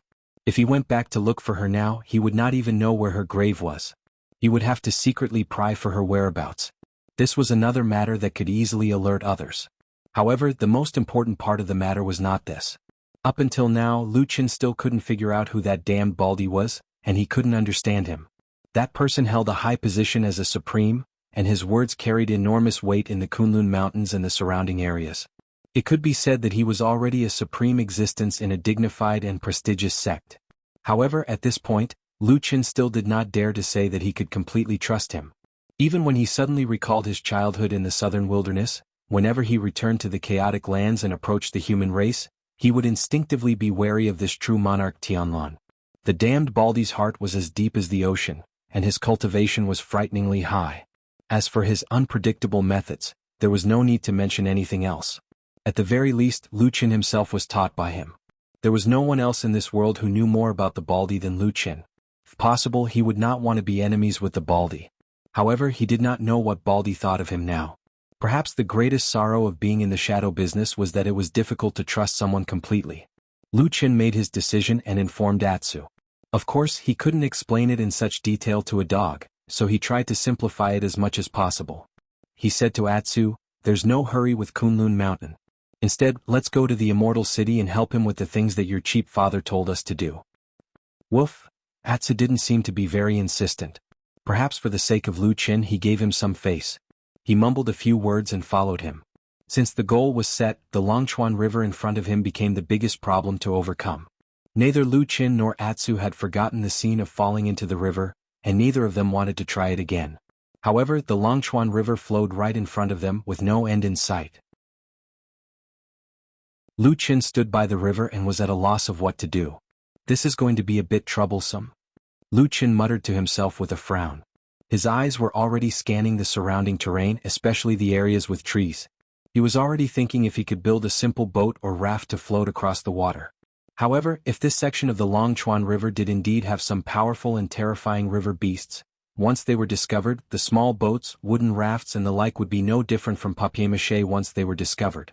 At that time, if they fell into the river again, the same thing would probably happen again. For many years, the deeper the land of chaos went, the fewer cultivators who could reach this place. Most of those who could cross the Longchuan River were perfected cultivators in the Yuanying realm. At such a high cultivation level, flying was a remarkable ability that most people could master. Naturally, they would not be as troubled as Lu Chen and Atsu. Just as Lu Chen's head was aching and he was deep in thought, Atsu walked up to him from the side. He looked at Lu Chen and there was a hint of disdain in his eyes. Lu Chen saw it and immediately became angry. He said, "What are you looking at? It's not like you don't know what's under the Longchuan River. Our cultivation level is not high enough, so it's very difficult to cross." Atsu snorted and even wagged its tail. It did not seem to mind Lu Chen's words at all. Instead, it looked a little proud. Lu Chen was a little puzzled. He stared at the big black dog that was slightly taller than him and said, "Why, you seem to disagree?" Atsu barked twice and walked straight to the Longchuan River. Lu Chen watched it walk all the way to the riverside. Then he saw the black dog look up at the sky. Its aura suddenly became especially imposing and arrogant. Suddenly it roared twice. Oof, oof. The dog's barking spread far and wide, drifting on the wide surface of the Longchuan River. It was loud, but the feedback was not loud. Lu Chen watched from the side for a long time, only to see that the surface of the river was calm and there was no reaction. Lu Chen walked to Atsu's side and patted the dazed Atsu. He said with a smile, "Although I don't know what you want to do, it seems that you did not succeed." Atsu looked angry but also a little confused. At this moment, it seemed to have doubts about its own intelligence. It squatted by the river and stared at the river for a long time. All of a sudden, the black dog jumped up as if it had thought of something, and Lu Chen, who was standing beside it, jumped in fright. Atsu barked twice at the Longchuan River, but this time the sound was much shorter. Then it suddenly spat out something from its mouth. Lu Chen saw it clearly and realized that it seemed to be a golden stone the size of half a fist. The golden stone fell to the ground and rolled a few times before falling into the Longchuan River. Suddenly there was a flash of golden light and the water bubbled. The golden stone disappeared into the depths of the river in the blink of an eye. Then Atsu solemnly barked a few times at the Longchuan River like before. The Longchuan River seemed to be so calm and did not seem to have any reaction. Lu Chen walked to Atsu's side and touched the somewhat dazed dog's head. He smiled and said, "What is that stone? Where did it come from?" Atsu looked very stunned. After a while it turned around and barked in the direction it came from. Lu Chen thought for a while and said, "Did Sirius give it to you?" Atsu nodded. Lu Chen spread his hands and didn't know what to say for a moment. He thought to himself, perhaps the thing that Heavenly Wolf gave its son was also a treasure? At least when the golden stone was revealed for a short period of time, it looked quite magnificent. However, in the blink of an eye, it was thrown into the Longchuan River. He wondered what expression Sirius would have if he knew what had happened today. While the two of them were in a daze by the riverbank, a majestic aura suddenly came from the river. Before Lu Chen and Atsu could react, a huge tentacle suddenly broke out of the river and landed with a loud bang. It brought with it a large wave and directly gushed over. Lu Chen and Atsu's reactions were not slow. When they saw the wave rise, they hurriedly jumped away, avoiding the fate of being drenched. However, very soon, their eyes were fixed on the huge creature that suddenly appeared in the river. The tentacle, which was thicker than their bodies and several tens of feet long, was actually just one of the tentacles of the giant beast in the river. The part of the tentacle that was exposed above the water looked like an incomparably huge octopus. Its two huge black eyes stared down at the two ants on the riverbank from above. The huge creature looked at Lu Chen and then at Atsu. After a while, a hoarse and ear-piercing voice suddenly echoed in their ears. "Wolf cub, did your perverted father ask you to find me?"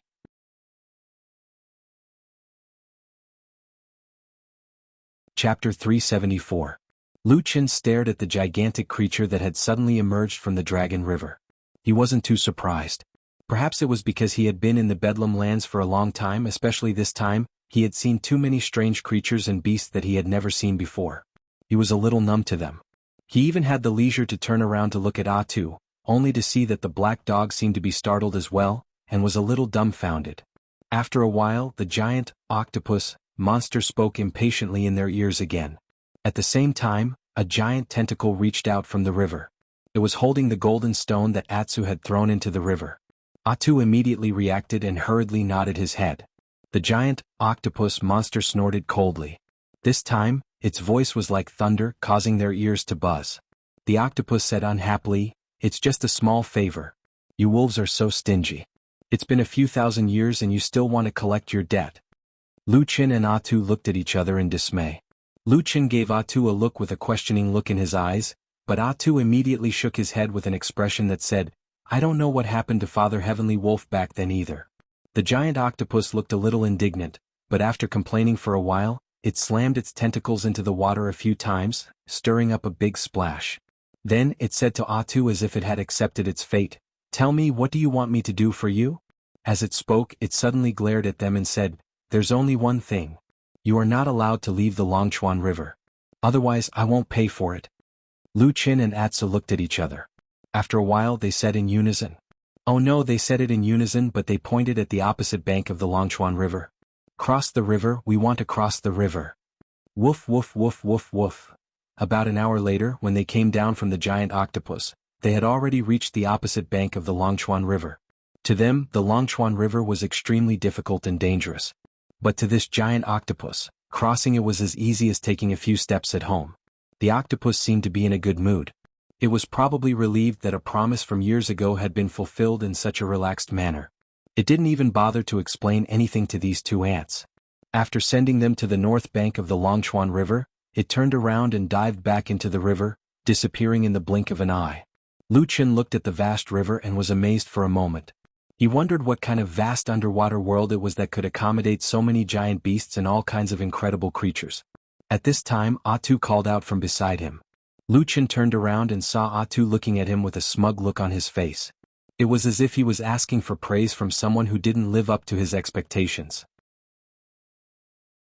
Lu Qin rolled his eyes and said unhappily, I know, it's all thanks to you this time. It's good to have a good father. Atsu responded. After crossing the Dragon River, they were still within the boundaries of the disorienting lands. However, it was obvious that they were in the outer regions. The danger level of the various hidden monsters had decreased significantly. Lu Qin and Atsu had a much easier time dealing with them. At this time, Atsu's soaring strength had gradually shown itself. Along the way, most of the time, it was not them who avoided or resisted the demon beasts. Instead, it was Atsu who would often find trouble with the demon beasts. From time to time he would bring back one or two prey to add to his meal. Lu Qin's strength had also improved greatly. However, his situation was very special. It could be said that he was different from most cultivators in the human cultivation world. The traditional foundation establishment, Jin Dan, and Yuanying realms didn't seem to have any meaning for him. At that moment, Lu Qin's skills and cultivation base were more similar to the shaman priests of the berserkers in the south. With black fire as his foundation, he had also learned quite a few strange and unfathomable shaman arts over the past few years. According to his own speculation, with his current strength, there was no doubt that he could defeat the foundation establishment cultivators of the human race. Even if he were to fight against Jin Dan Friar, he should be able to put up a fight. However, if it was a powerful cultivator of the Yuanying realm, Lu Qin still had some doubts. After thinking about it, those Yuanying spiritual masters were all powerful cultivators. How could it be so easy to catch up to them? At the same time, Lu Qin also thought of something that he had noticed before. The reversed aura of the 5 elements in the disorienting land didn't seem to have much effect on him anymore. This was especially obvious when he came over from the Great Snow Mountain. Lu Qin wasn't sure why, but he thought that it was probably related to the great increase in the power of the black flame in his body during this trip to the southern border. 1 man and 1 dog headed north. On the second day after they left the Longchuan River, they met a person. Yes, a human cultivator adventurer. That was the first person that Lu Qin and Atsu had seen in a few years. At that moment, it was hard to describe Lu Qin's feelings. He couldn't help but stare at the person in front of him for a long time. Atsu also looked very excited. It jumped and roared as if it was celebrating. After all, it had lived among the human race for many years. In the past it had seen people like Lu Qin. At this moment it probably felt a sense of familiarity. However, this scared the cultivator half to death. The land of chaos was fraught with danger. Aside from the various hidden dangers, there were also ferocious demonic beasts that roamed about. There was also the possibility of people plotting and killing each other. Thus, when he saw that the person opposite him was staring at him with malicious intent, and the incomparably large black wolf demonic beast next to him was roaring angrily with a menacing aura, as if it wanted to devour someone, the cultivator screamed, turned around and ran away. He ran very fast. Lu Qin and Atsu were left behind, their faces filled with shock. After that, Lu Qin and Atsu became more careful and restrained. After the initial excitement and joy, they quickly calmed down. This was the disorienting lands. Even the human race could be ruthless enemies here. Although it felt very dangerous, Lu Qin didn't feel uncomfortable. On the contrary, he actually felt a sense of familiarity. If it wasn't for the fact that he had always been calm and couldn't do something like, "I'm back," to the mountains and forests like a fool, he might have sighed. Now that his cultivation was high and he was strong, the path that was difficult and dangerous in the past suddenly felt easy. They walked out of the disorienting lands safely and smoothly. On the 6th day they finally reached the edge of the disorienting land and left this chaotic land. Of course, the place they came out from was not the Crescent City from back then. In fact, in order to avoid people's eyes and ears, Lu Qin had specially chosen a remote exit to leave. On the way he asked the locals for a bit and finally found out their approximate location. They were far away from the western continent where Kunlun Mountain was located, but they were much closer to the Immortal City towards the Central Plains. Could this be heaven's will? Lu Qin said casually to Atsu, then continued north. Everything seemed to be going to be like this, but as they walked, Lu Qin's footsteps suddenly slowed down. Atsu looked at Lu Qin suspiciously, only to see Lu Qin's expression suddenly become a little strange. He seemed to have thought of something, a little lost but also a little yearning. After a moment, the man suddenly laughed, then said to Atsu, "I thought of something. On the way to the Immortal City, if we make a slight turn, we will actually pass by a place where I used to live. Do you want to go take a look with me?" Lu Qin glanced towards a certain direction in the distance and said, "Are you asking about that place?" "Yes, it's a small village in the mountains, extremely poor, but it's a very quiet and beautiful place." As he said that, he smiled and said, "At the foot of T Mountain, Qingshiteng Village."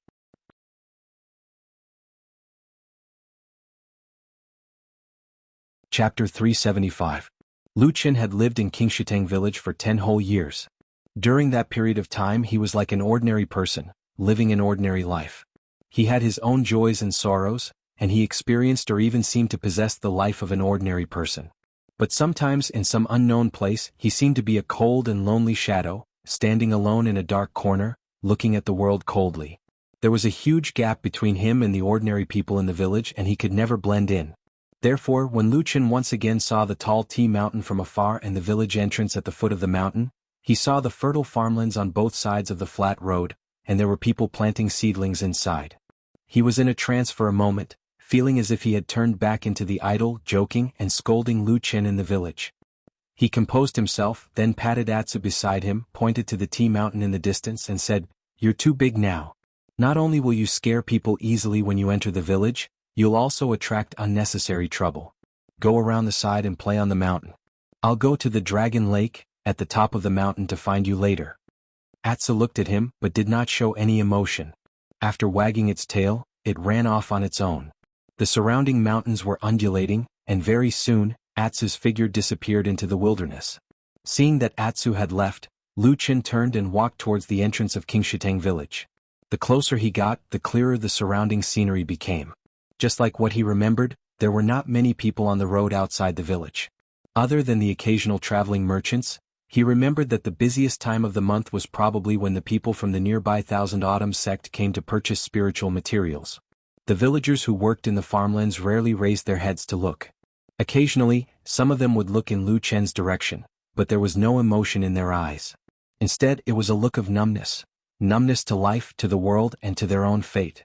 Lu Qin's gaze swept across the farmlands and the working people on both sides of the road, and then he walked over. He had lived here for 10 years and was used to this scene very early on. In fact, the way these working people looked was the impression he had of most people in Qingshiteng Village. For the so-called illusory hope of becoming an immortal, they spent their entire lives risking their lives. They worked hard to accumulate wealth and went to gamble once. Then they lost everything, including all their money and their lives. In these 10 years he had seen too many people like this. In Lu Qin's memory, the scenery in this village was fresh and beautiful, but the color of the people in this village was gray. However, Lu Qin did not belittle or look down on these ordinary people because in those 10 years, he had always been one of them, although at that time he could only be regarded as a somewhat cynical and unusual person. Who did not want to become an immortal? Who did not want to go straight to the top and be the center of attention? The dreams of ants wanting to soar high were never wrong, the only wrong was that they were ultimately powerless against fate. It was like a chasm in front of them that was difficult to cross, like a flight of stairs that was difficult to climb. They were angry, in pain, roaring, then sad, disappointed, but they refused to give up and they would not despair. Thus, day after day, year after year, they became numb to the passage of time. Lu Qin walked into the village and at that moment he suddenly felt as if he had walked into the past. Everything in front of him seemed to be the same as before, and the Qingshiteng village in front of him was also the peaceful little mountain village of the past. His gaze involuntarily looked in a certain direction. In those 10 long years in his memory most of the people in the village were gray in color, but he still remembered that there was once a beautiful woman, who was a unique and beautiful scenery in his memory. She was Ding Dang, that passionate woman. She was still young, and at that time she had not completely lost hope in life. In that period of time she seemed to be the only shining light in this village. Until he suppressed the pain of his memories, Lu Qin began to look around the situation. The village was obviously livelier than the outside of the village. There were more people coming and going, and quite a few people noticed Lu Qin walking into the village. However, no one went up to ask or do anything else. The people here seemed to be wary of outsiders. What made Lu Qin a little surprised was that when he looked around he could still vaguely recognize a few familiar faces in the crowd, but the villagers who originally lived here did not seem to recognize him. It was as if Lu Qin had never lived here before, as if Lu Qin had been erased from their memories. Lu Qin was a little surprised, but of course it was impossible for him to go up and grab these villagers, and then go and greet them, pretending to be reunited after a long time, as if he was reunited with his family. In fact, when he was in this village, other than old Ma Ding Dang and a few others who were familiar with him, the others were at most acquaintances who nodded at him. Their relationship was very ordinary. It was probably because of this that those people forgot about him very quickly. Lu Qin shook his head and did not pay attention to these people, and walked along the familiar bluestone path. On the side of the stone road was the clear stream. After so many years, the stream was still so clear that the bottom could be seen, and the pebbles and fish could be seen clearly. It was exactly the same as in his memory. The mountain breeze blew down from the distant mountains, causing layers of ripples on the clear stream. On the two sides of the stream, the bamboo and peach blossoms set off each other, creating a beautiful scene. The scene in front of him suddenly told Lu Qin that it was spring in this world again. Lu Qin smiled and his mood suddenly became much better. Walking on the stone road, he watched the peach blossoms bloom, and the petals fluttered in the wind. It was as if he could vaguely see that day, the beautiful woman standing under the peach blossom tree. She seemed to still have a smile on her face, raising her hand and waving it at him. It was the most enchanting and beautiful picture scroll in ordinary life. Lu Qin walked past the peach tree, stretched out his hand and broke off a peach branch from the tree. A faint fragrance greeted him. The peach blossoms bloomed like a smiling face, as if laughing at his busy and dreamy life in the world. Lu Qin grinned, smiled at the peach blossom in his hand and said softly, "You should be relaxed now, right? Wait for me, I'll go see you later." With that, he casually put the peach blossom in his arms and then walked away. Unknowingly, he arrived at the fork in the road, and a familiar big locust tree appeared in front of him, growing next to the clear water stream. Lu Qin looked over and subconsciously looked at the big rock by the shore under the tree. In his memory, every day, there would be an old fisherman with the surname "You sitting here fishing." But on this day, although the weather was good, the rock under the tree was empty. Lu Qin was stunned, stood there for a while and then silently turned around and walked away. Walking along the road into the village, he soon saw the most familiar house in his memory. Nothing had changed here. That house was still a tavern. Even the word wine written on the door seemed to be the same as it was in the past. Everything was the same as in his memory, as if he had never left. Lu Qin was a little surprised and then smiled. He thought to himself, the business opened by old Ma is destined to lose money, and there is really someone who will take over and continue to open the pub? Are they stupid? However, looking at the flag with the word wine on it, he suddenly felt like drinking.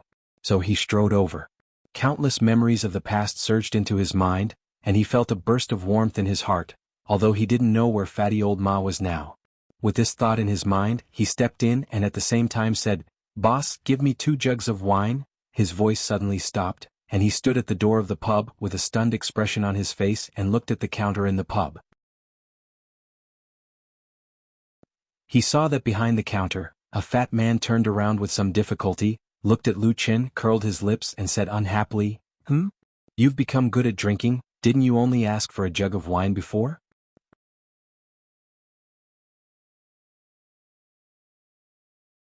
Chapter 376. Lu Qin stared at the fat man and didn't speak for a long time. The expression on his face was a little strange. The fat man standing behind the counter also looked at Lu Qin. A smile appeared on the corner of his mouth as if he had let out a long breath. Then he touched his face with a smile and said, "What's wrong? You haven't seen me for so long that you don't recognize me anymore?"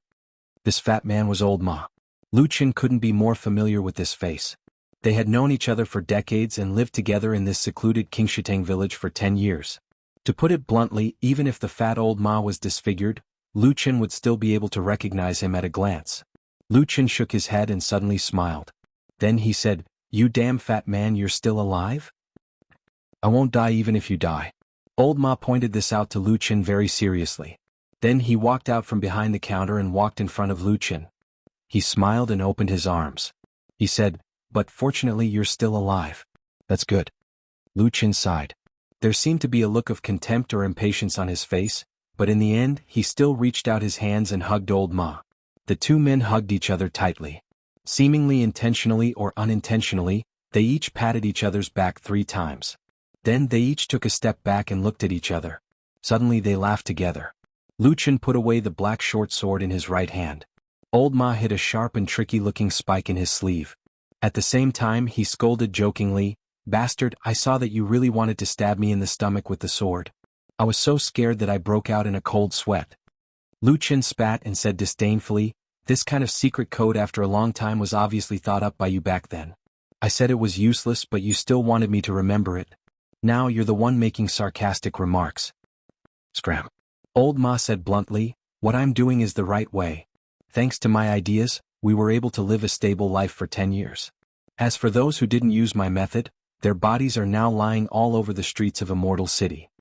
Lu Chen couldn't help but laugh. He waved his hand and said, "You're good, all right?" As he spoke, he sat down at the wine table by the window just like he did many years ago. He slammed the table and laughed loudly. "Boss, give me 2 jugs of wine." As the wine entered his stomach, the slightly intoxicating warmth spread throughout his body, giving him an indescribable sense of comfort. The tavern still looked the same as when they had stayed here many years ago. Business was poor and there were not many customers. There were only the 2 of them in the huge tavern at the moment. "Why did you come back here, Old Ma?" Lu Chen took a sip of wine and asked Old Ma, "Didn't you follow me to Kunlun Mountain and then open what's the name of that shop in Kunwa City?" Lu Chen thought carefully but before he could answer Old Ma said lightly, "Black Hill Pavilion." "Oh, that's the name." Lu Chen said with a smile, "Kunwa City is hundreds of times better than Qingshitang Village. Why did you come back?" Old Ma seemed to be recalled by Lu Chen's words. After a moment of silence he said, "When you publicly betrayed the Kunlun party, killed your way into Kunwa City's Sioux family, and finally fled to the ends of the world, I didn't have the mood to open that shop anymore. It just so happened that Lord Perfected Immortal had something for me to do, so I conveniently left the Kunlun party and went to Immortal City." "Immortal City?" Lu Chen suddenly frowned and asked. Old Ma nodded and said, "Yes, I went to Immortal City to secretly investigate Fiyunji. Lord Perfected Immortal suspected that there was a mole from the devil cult in Fiyunji." Lu Chen's expression changed slightly and became serious. He said, "There is a mole in Fiyunji?"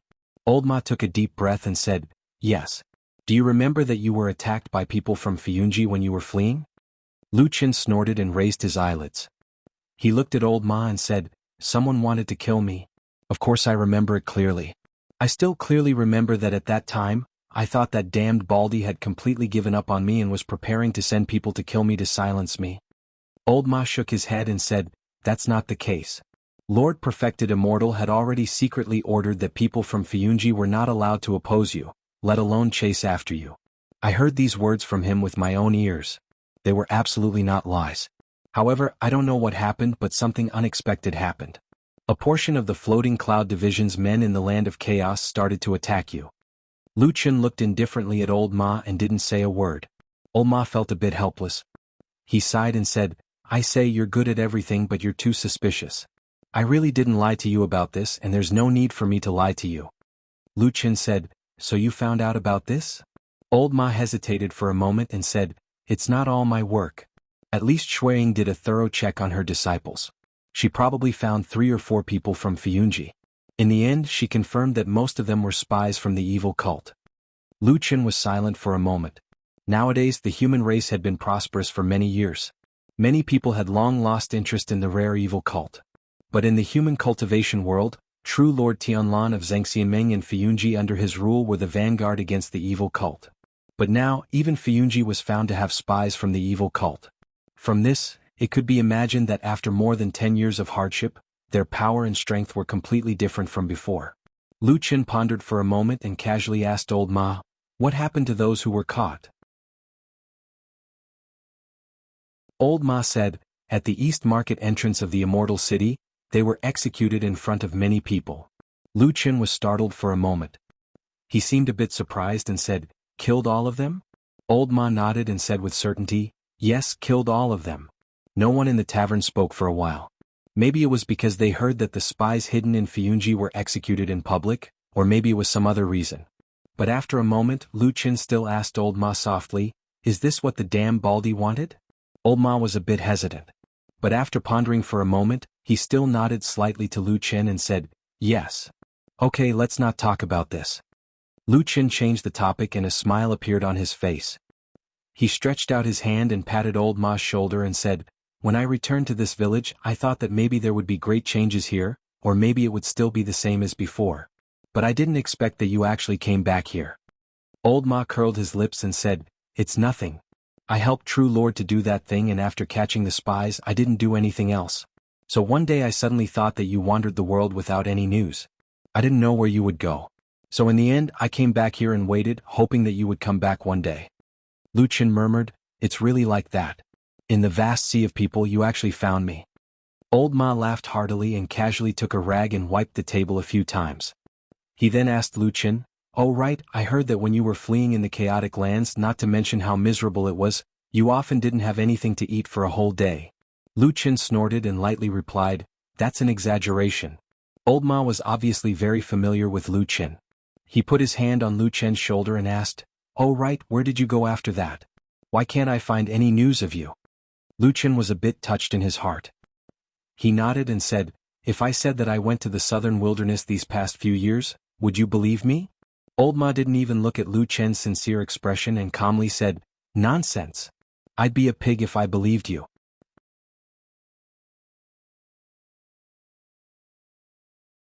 Chapter 377. Lu Qin laughed and said, "You are so fat. Whether you believe me or not, you still look like a pig." Old Ma spat, then waved his hand and said, "Don't give me that. I have been looking for you for the past few years. His Excellency has also given orders to Fiyunji to carefully search for your whereabouts, but they have not been able to find you. Where have you been hiding?" Lu Qin thought for a moment and said, "I went to the south." Old Ma made a sound of agreement and said, "I think so too. In this world, the only place that can escape from Fiyunji and the evil cult is the chaotic land of chaos." Lu Qin was silent for a moment and said, "Damn Baldy is still looking for me?" Old Ma seemed to sense something and his expression became serious. He looked at Lu Qin and said, "I have already told you that when you were suddenly chased by the people of Fiyunji while you were escaping, it was because the evil cult used a spy hidden in Fiyunji to give false orders. That is why it was a misunderstanding." Lu Qin's expression did not change much. He only said, "When did you find out?" Old Ma said, "It was His Excellency who felt something was wrong and secretly ordered me to go to Fiyunji to investigate. Then I found out about this." He glanced at Lu Qin with a hint of worry on his face. Even his voice had become a little deeper as he said, "You know me. I've never lied to you about something like this in all these years." Lu Qin slightly lowered his head, his expression indifferent. Old Ma could not tell what he was thinking at this moment, or whether he believed his words. After a while Lu Qin asked again, "How did that damned Baldy react when he found out about this?" Old Ma immediately said, "After True Monarch heard about this, he was furious and immediately punished Fiyunji heavily. He carefully sifted through them from top to bottom, and even Shuang was killed. Let me tell you, I've followed True Monarch for so many years, but this is the first time I've seen him so angry. If Shuang wasn't his trusted aide who had followed him longer than me, and had always been loyal to him, risking her life for so many years, I'm afraid she wouldn't even be able to keep her position as the Hall Master of Fiyunji." Lu Qin remained silent for a short while before he said, "I never expected him to have such a huge reaction." Old Ma said, "Lu Qin, the True Monarch really thinks highly of you." Lu Qin raised his head and looked at Old Ma. After a moment he smiled. "Later I'll send a secret report about your return and let True Monarch know that you're back." Lu Qin picked up the wine cup on the table in front of him, rubbed it for a while but did not drink. He only said, "So urgent? Maybe there's no need to tell him so urgently." Old Ma frowned, looked at Lu Qin and said, "Do you have something in mind?" Lu Qin shook his head and said, "No, I just want to live a peaceful life this time. Without True Monarch's protection, you won't have a peaceful life at all." Old Ma pointed out this fact to Lu Qin mercilessly and straightforwardly. He said, You've offended too many people and the power of your enemies is too great. There are also many madmen who don't care about their own lives, and they have remarkable abilities. If you don't have a backer and only rely on your own strength, it will be very difficult for you to live comfortably. Lu Qin gave a wry smile and said, You don't have to say it so clearly. Old Ma sneered and said, Everything about you is good, but sometimes your thoughts are too complicated, and you are too suspicious. You don't believe anyone. If I don't tell you directly, you will most likely think about it by yourself. These words of Old Ma were very serious, but Lu Qin did not get angry. He just drank the wine in his cup in one gulp, then nodded and said, You are right, but this temperament was developed when I was in the devil's sect. If I didn't do this, open my eyes even when I was asleep, be on guard every day and constantly calculate, I'm afraid I wouldn't have lived until now. Old Ma suddenly stopped talking. After a long while, he gave a wry smile, and there was a hint of bitterness in his smile. He stood up and lightly patted Lu Qin's shoulder, but for a moment he did not know what to say. Lu Qin raised his head and looked at him, then suddenly smiled and said, Come on, don't give me this kind of face, it makes me look like I'm going to die soon. Old Ma laughed and covered the bitterness on his face, then after a moment of silence, he still straightened his expression and looked at Lu Qin seriously and said, To be honest, Lu Qin, listen to me, go back to the Immortal City with me and see the Supreme. I don't dare, and I don't have the qualifications to promise you, but I feel that the relationship between the two of you is definitely not what you think it is. You have to believe him. Old Ma said to Lu Qin softly but very seriously. Believe him? Lu Qin thought for a while, then slowly nodded. Then let's go back to the Immortal City together? Okay, when are we leaving? Old Ma thought for a moment and said, It's better to be safe. I'll first send a secret report to the Supreme of the Immortal City and let him send someone to make arrangements, so that there won't be any accidents on the way. He glanced at Lu Qin and said, You know there aren't many people in this world who can cause more trouble than you.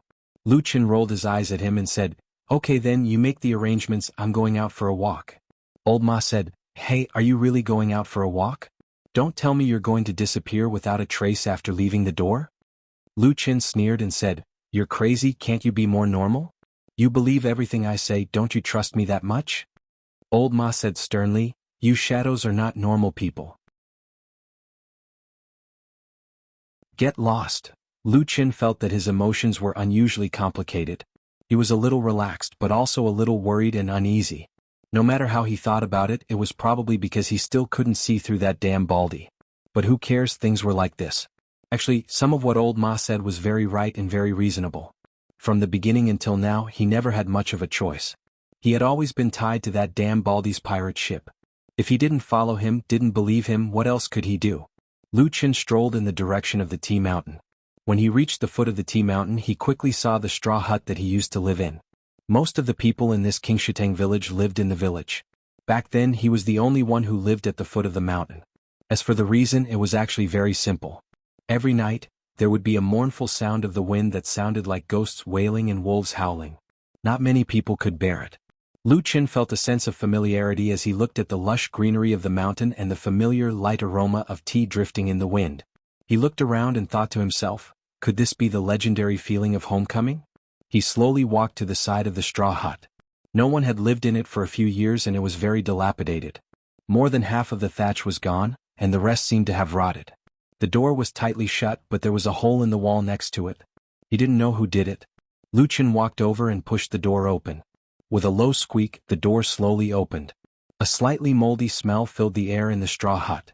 Then there were those familiar things. Lu Qin stood at the door for a while. He looked up and saw that it was a dilapidated place. However, it wasn't like before where a piece of thatch gently fell. It was like the time that he had spent in the past 10 years, which was finally gone forever. Lu Qin smiled and turned to leave. Then he walked up the tea mountain. On that mountain, Aether should still be waiting for him. There was also a woman who was sleeping here. He also wanted to visit her. Let's just take it as a farewell to that period of time, if she's really watching from the heavens.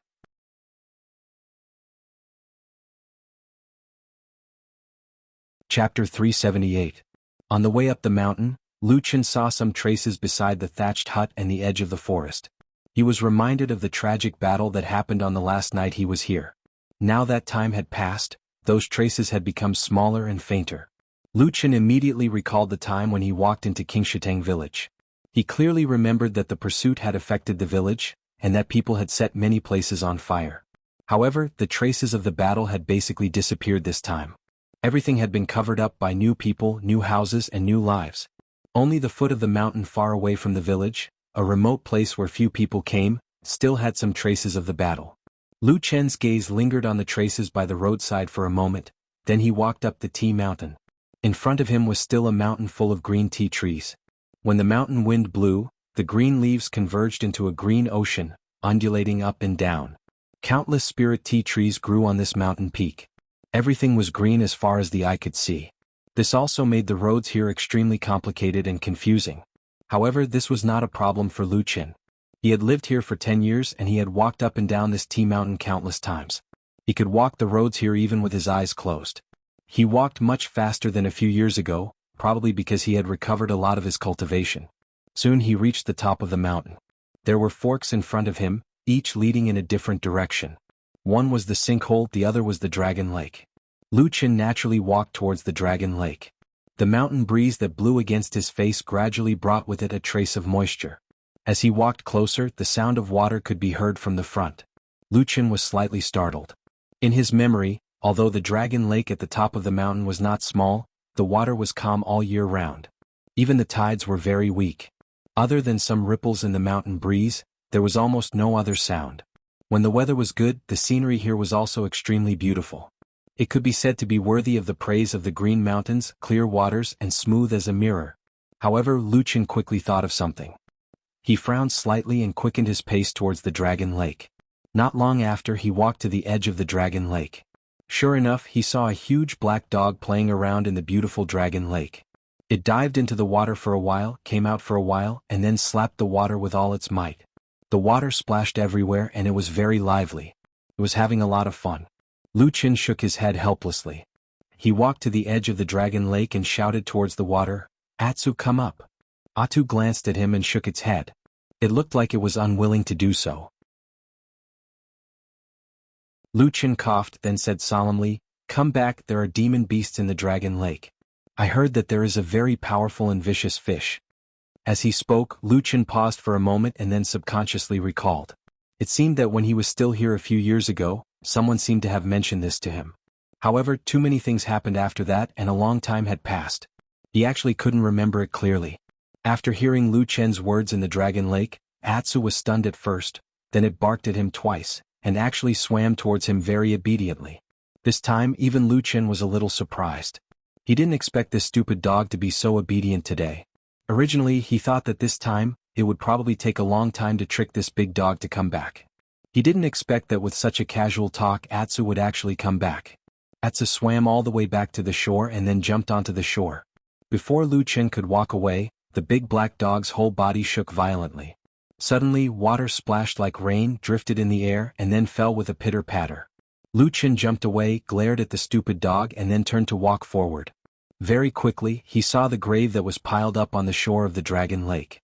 Yellow soil and rubble were mixed together, without a tablet or tablet, as if the person inside did not leave a trace in this world. Even her name had been blown away by the wind, never to be seen again. Who would still remember her beauty in the past? That woman who stood under the peach tree facing the wind, with thousands of light pink petals falling like rain, her smile like a flower. Then, like rain and wind, she scattered and scattered, disappearing from the world. Lu Chen stood in front of this nameless grave for a while and then sat down. He sat next to the grave, looking at the gradually calming dragon lake and the open and clear sky in front of him. The surroundings were very quiet, the world looked very beautiful, and everything seemed so perfect.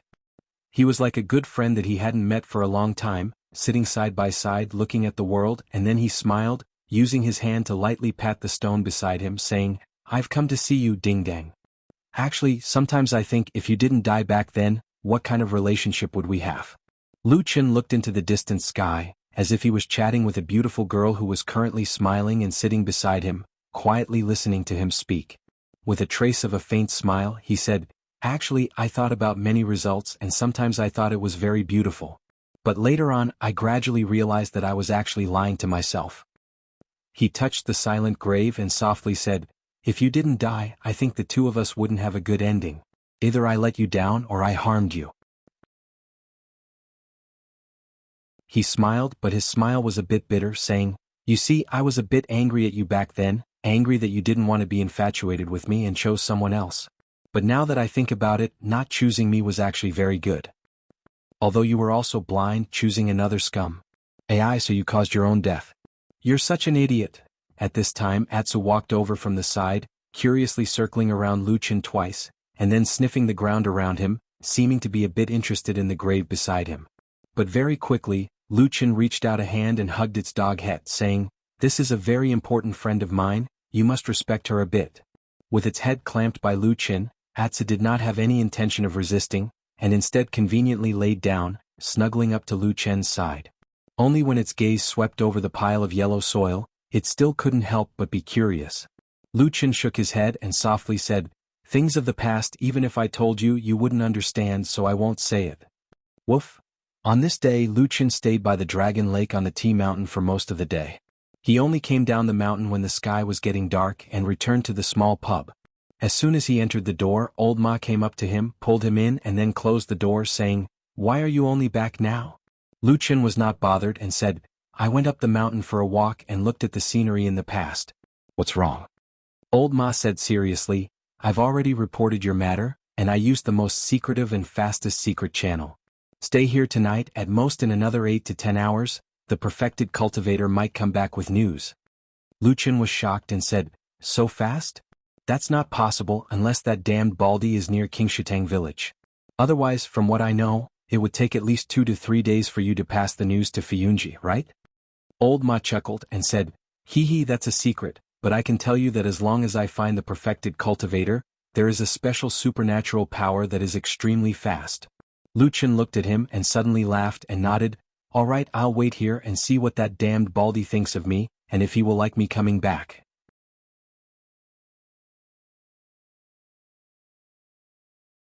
Chapter 379. It was already dark and the mountain village was quiet. Most of the villagers had fallen asleep.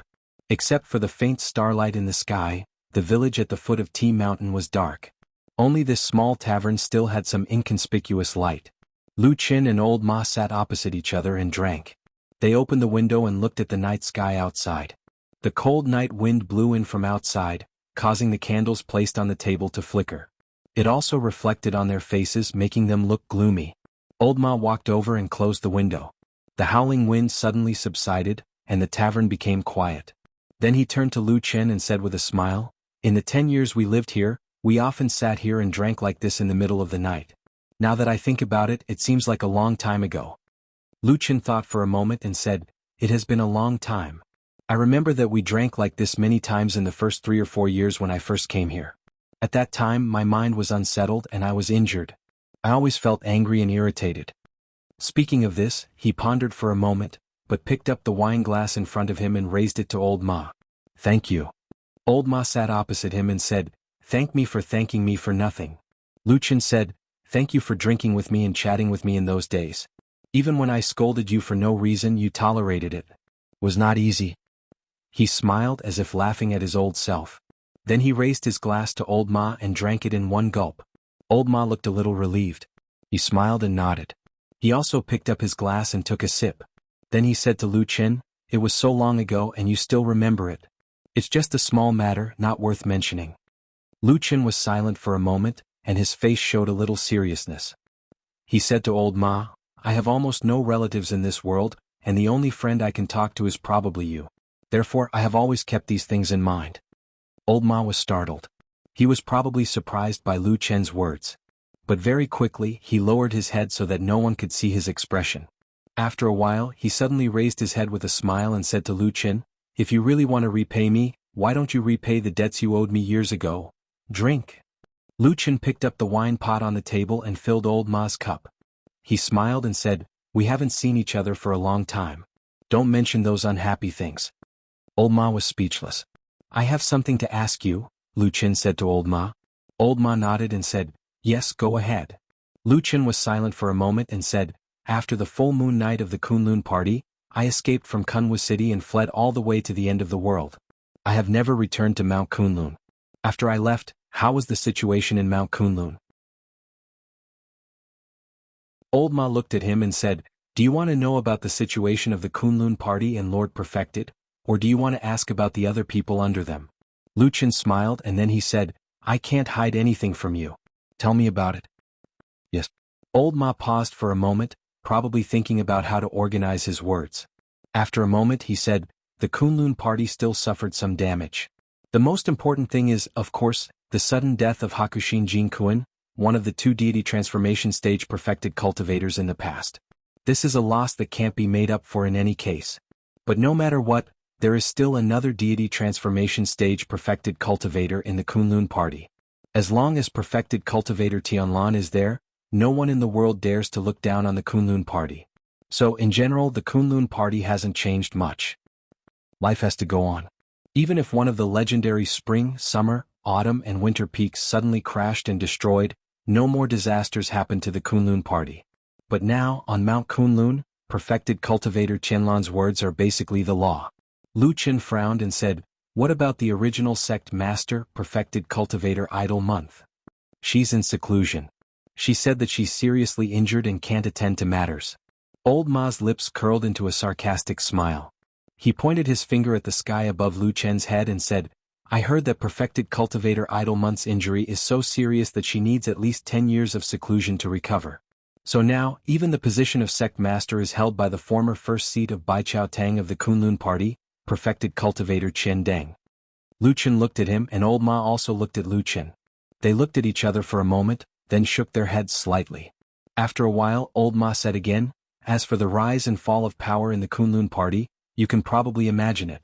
It's nothing more than a change of ruler, a change of courtiers. Now the disciples originally from Hakushin Jinkuin's faction are suppressed and silent, while the disciples from Bai Chao Tang or other factions close to perfected cultivator Tianlan are incomparably glorious. Lu Chen suddenly seemed to think of something and said, the glorious ones are Bai Chao Tang. Are there other factions close to the Dam Baldi? At this point he still hasn't accepted a personal disciple in the sect? Old Ma glanced at him and shook his head. No. In fact, a few years ago I really heard that many people had this idea. In such a big Kunlun party, I don't know how many young talents want to be perfected cultivator Tianlan's disciple, but in the end he declined one by one. To this day he still doesn't have any official disciples. Lu Chen thought for a moment and then said, the damn Baldi has a bad temper. It seems that he is destined to live alone. Old Ma glared at him and opened his mouth as if he wanted to say something. But in the end he still wanted to say something but stopped on second thought. He could only smile bitterly. Lu Chen also ignored him and said, don't just talk about the damn Baldi. Is there any news about other people? Old Ma snorted and said, boy, just say it directly. Who do you want to ask about? Otherwise how would I know what to say? Lu Chen's fingers rubbed the wine glass for a moment, then he smiled and said, it's none other than those I know.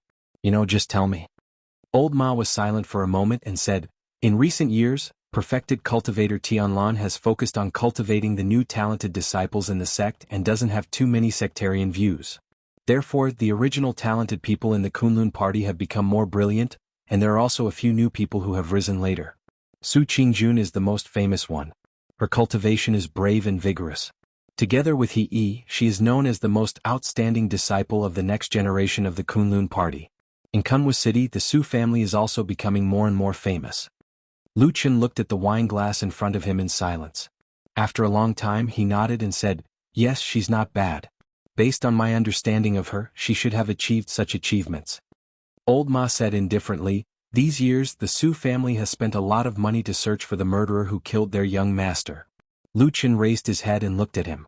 After a moment he suddenly smiled. Old Ma said, so boy, it's right that you didn't go back to Kunlun Mountain first. If you go back, you will definitely be discovered, and then what awaits you is the scene of the righteous and devil sects hunting you down in the past. Lu Chen waved his hand and said, don't worry about it. This kind of thing will be controlled by that damned Baldi. After a pause he asked again, what about the others? Old Ma said, who do you want to ask? How is that little girl, White Lotus? Oh, her? She seems to be living a good life. I heard that she has always stayed by perfected cultivator Tianlan and has never left. Lu Chen's eyes suddenly flashed. He looked up and said in a deep voice, damned Baldi wants to take White Lotus as his disciple?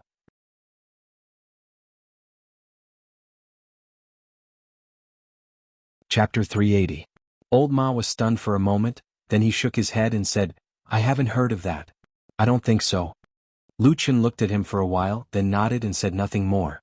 Old Ma looked at the night outside the window and asked casually, by the way, I've always wanted to ask you something. What happened to the black dog? I remember that you took it away and I don't know where it went. What happened to it now? Lu Chen was a little surprised and a smile appeared on his face. He said, you still remember Atsu? Of course, how could I not remember? Old Ma said with a smile, that dog can eat very, very much. Lu Chen said with a smile, it still follows me, but there have been some changes in the past few years. It has grown a lot. I'm afraid that bringing it into this village will scare other people, so I let it wait outside. Old Ma was a little surprised and said, Atsu actually follows you. That's not bad. Bring it over and let me have a look. I haven't seen it for a few years and I kind of want to see it. Lu Chen nodded with a smile and said, no problem. I'll go and have a look later. The two chatted in the tavern, drinking and talking about the past. A long time passed unknowingly. In the dead of night, Old Ma suddenly got up and left the tavern. After about half an hour he came back and went straight to Lu Chen. Lu Chen looked at him and said, what's wrong? There was a smile on Old Ma's face. He seemed to be in a good mood. He said joyfully, I have received a reply from Lord Perfected Immortal. He is very happy and wants to see you very much. However, he is now in the Divine City and has too many trivial matters to deal with. He really can't leave, so he asked me to take you to the Divine City to meet him. Going to Immortal City? Lu Chen murmured. Old Ma said with a smile, it's not like you haven't been to that place before. Why don't you dare to go? That's not it. Lu Chen sighed with emotion. He smiled with a complicated expression and said, that's a good place. Lu Chen did not ask Old Ma how he could contact Immortal Tianlan from such a long distance in only a few hours. This should be a secret that only Old Ma knew. However, after deciding to return to the Immortal City, Old Ma quickly began to prepare. After daybreak he had already prepared everything that he needed to bring. On the other hand, Lu Chen had been sitting there leisurely from the beginning to the end, even though he looked empty as if he had brought nothing with him. Old Ma was a little confused, so he asked Lu Chen, where's your luggage? Lu Chen smiled and said, I'm used to wandering around alone, so I don't usually bring too many things. Old Ma did not seem to believe what he said, but Lu Chen did not wait for him to think too much. He dragged him out and said, let's go, I'll bring you to see Atsu. Old Ma looked at him, nodded, and did not say anything else. The two of them walked out of Qingshitang village when there were not many people in the morning. The official road outside the village stretched forward. The two of them walked on the road and before long, without Lu Chen calling out to anything, they saw a black shadow jump out of a nearby hill and run towards them. The shadow got closer and closer and its body grew larger and larger. Old Ma was a little surprised at first, but after hearing the dog barking and seeing Lu Chen's calm look, he immediately reacted and said to Lu Chen in surprise, Atsu? Yes, that's it. Lu Chen nodded. Good fella. Old Ma's eyes were a little dazed as he saw the huge dog suddenly running towards them. Just by looking at its body, it was a little taller than both of them. Those ordinary beasts such as tigers and lions were simply like little kittens in front of this black dog. At this moment, Atsu also saw Old Ma, who was standing beside Lu Chen. It squinted its eyes, but it did not seem to have much of a reaction.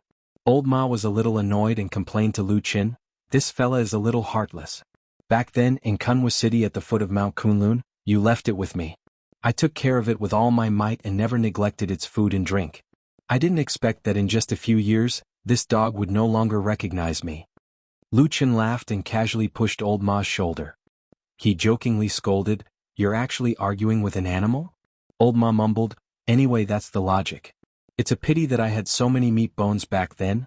Although it was complaining, it seemed like Atsu really did not remember Old Ma. Or perhaps it was because they had not met for a long time that this dog had forgotten most of its memories of Old Ma. In short, it was very cold. After complaining to Lu Chen for a while, Old Ma of course did not really care about it. In the afternoon they passed by Nansong Mountain. There was a cultivation sect on that mountain, which was the Thousand Autumn sect that had been controlling Qingshitang village for so many years.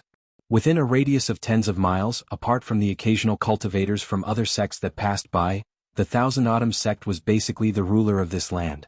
Looking at Nansong Mountain from afar, one could see the pavilions and pavilions. White clouds floated in the air, and it did indeed look like a fairy.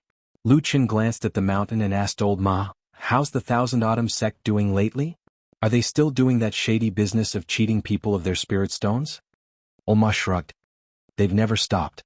As he spoke, he looked at Lu Chen. A strange light flashed in the depths of his eyes, but he still wore a smile on his face.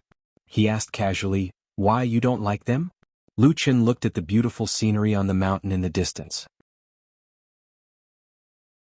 After a moment of silence he said, "I don't really like what this sect does, but I'm afraid that most of the cultivation clans in the world are doing this, so I have nothing more to say." Old Ma laughed and nodded at Lu Chen. Then the two of them walked side by side. Black Dog, who was standing behind them, looked up at the mountain. "By the way, did I tell you something else?" Old Ma seemed to have suddenly remembered something. He pulled Lu Chen aside and said, "I heard that in Immortal City nowadays, dogs are not allowed to be kept, or openly bring all kinds of pets on the streets. So, it's hard to say whether Atsu can follow you into the city." Lu Chen was stunned for a moment. Then he said in surprise, "What kind of rule is that? I don't remember hearing about it before." Old Ma smiled and said, "You really don't know. This happened just half a year ago. At that time, Immortal Jianghu, one of the 6 immortals of the Alliance of True Immortals, suddenly opened his mouth and ordered that dogs were not allowed to be kept in the Immortal City. He even sent people to search the streets and killed countless dogs in a month." As he spoke, he turned to look at Black Dog and said, "This dog of yours is frighteningly big. I'm afraid that no matter what, it will offend the guards of True Lord Jianghu. When it gets slaughtered and stewed, don't blame me for reminding you." Lu Chen nodded slowly and responded. Then he smiled and said, "It seems that True Lord Jianghu has a lot of ideas. Even the Heavenly Law Hall doesn't seem to be enough to satisfy him. But to kill dogs in the city like this, no one came out to persuade him? Who would persuade him to do such a thing?" Old Ma sneered. Lu Chen also laughed. Then he looked at the road in the direction of Immortal City in the distance. He wondered what he would encounter this time in Immortal City, which was known as the largest city in the vast land of the Divine Land. A true Lord of Deity stage who likes to kill dogs? Lu Chen thought to himself.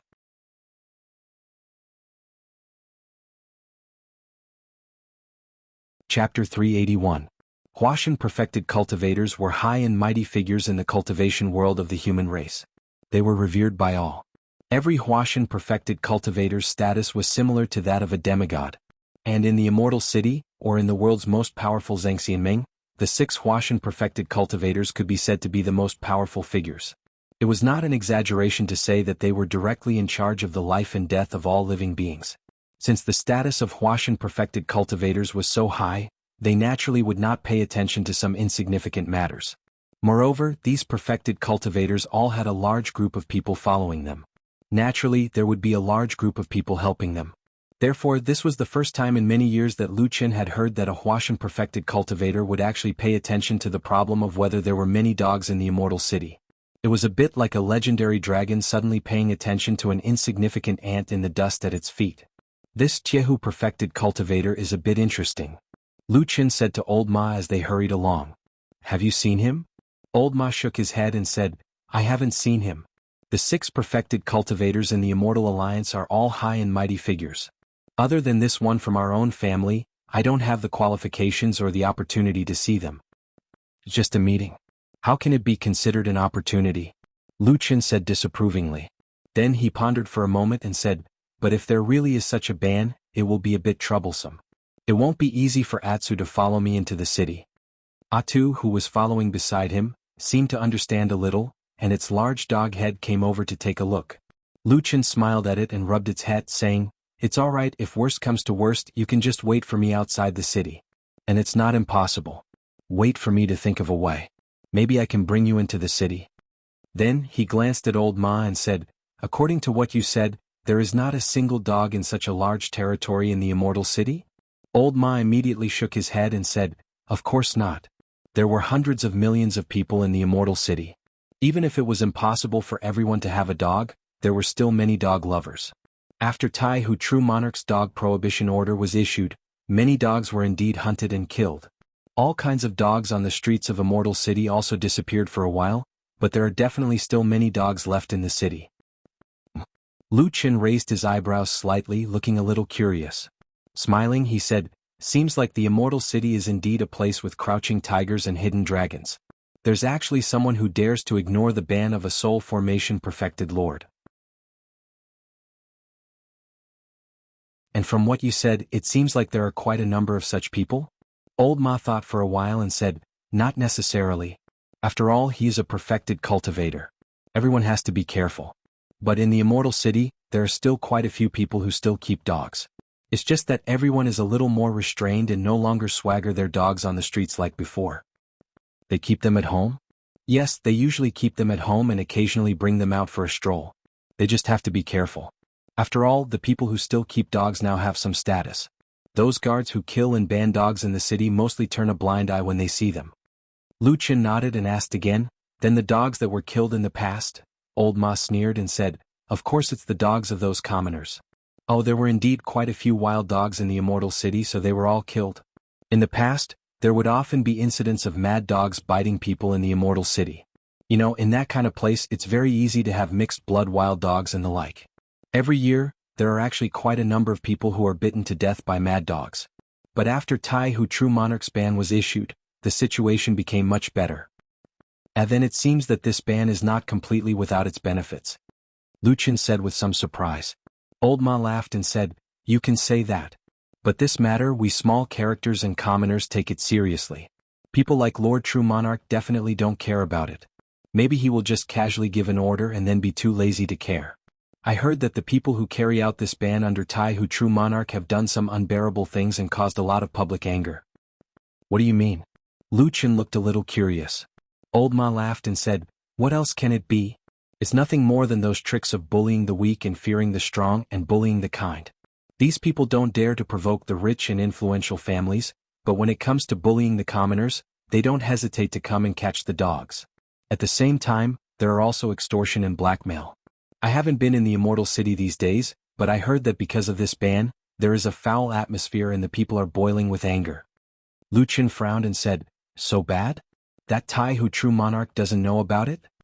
Old Ma shrugged and said, Lord True Monarch is a high and mighty person. Who knows how many things he has to do every day, he won't pay attention to such a small matter. Lu Qin's eyes flashed and after a moment he suddenly said, I don't know about the people under Taihu True Monarch, but the dead Baldy has a large number of people under him, especially Fiyunji, such a sinister and cunning Hall. He definitely knows about it, right? Old Ma coughed and didn't say anything. Lu Qin snorted and revealed an as expected expression. Then he shook his head and didn't say anything. Along the way with this incident of dog ban mentioned by Old Ma unintentionally, Lu Qin asked Old Ma some things about Taihu True Monarch without batting an eyelid, as if it was incidentally. According to Old Ma, Taihu True Monarch was a highly respected big shot who was a little older than Tianlan True Monarch. But for Lu Qin this answer was meaningless because first of all Huashan True Monarchs were highly respected. If they didn't admit this, they probably couldn't stay in Zhangxianmeng or the Immortal City any longer. In addition, the dead Baldy Tianlan was indeed a rare genius. Among the 6 true monarchs in Zhangxianmeng he was the youngest one. In other words, all the Huashan True Monarchs were older than the dead Baldy. After being despised and questioned by Lu Qin, Old Ma had to search his memory again and told Lu Qin some things about Taihu True Monarch that he could think of in his daily life. In this way, it seemed that a more complete image of a Huashan True Monarch gradually became clear in front of Lu Qin. Needless to say, Taihu True Monarch was born in a famous cultivation sect, Tianluo True Monarch. In addition, this true monarch had a serious and cautious temperament. For many years he had always been fair, so he was in charge of the Hall of Heavenly Law, which was in charge of law and punishment in Zhangxianmeng. He was impartial and had always been respected by the world. Behind this true monarch was a rich and powerful family, and he also had several proud disciples, all of whom were outstanding geniuses in Tianluo sect. Under his command, the Hall of Heavenly Law had a very strong guard, which was said to be among the top 3 in the ranking of the various mountains in Zhangxianmeng. In short, he was basically an incomparably strong and superior big shot. In addition, at the last moment Old Ma said to Lu Qin calmly, well, I heard that this lord doesn't like our boss Tianlan True Monarch. They are like fire and water.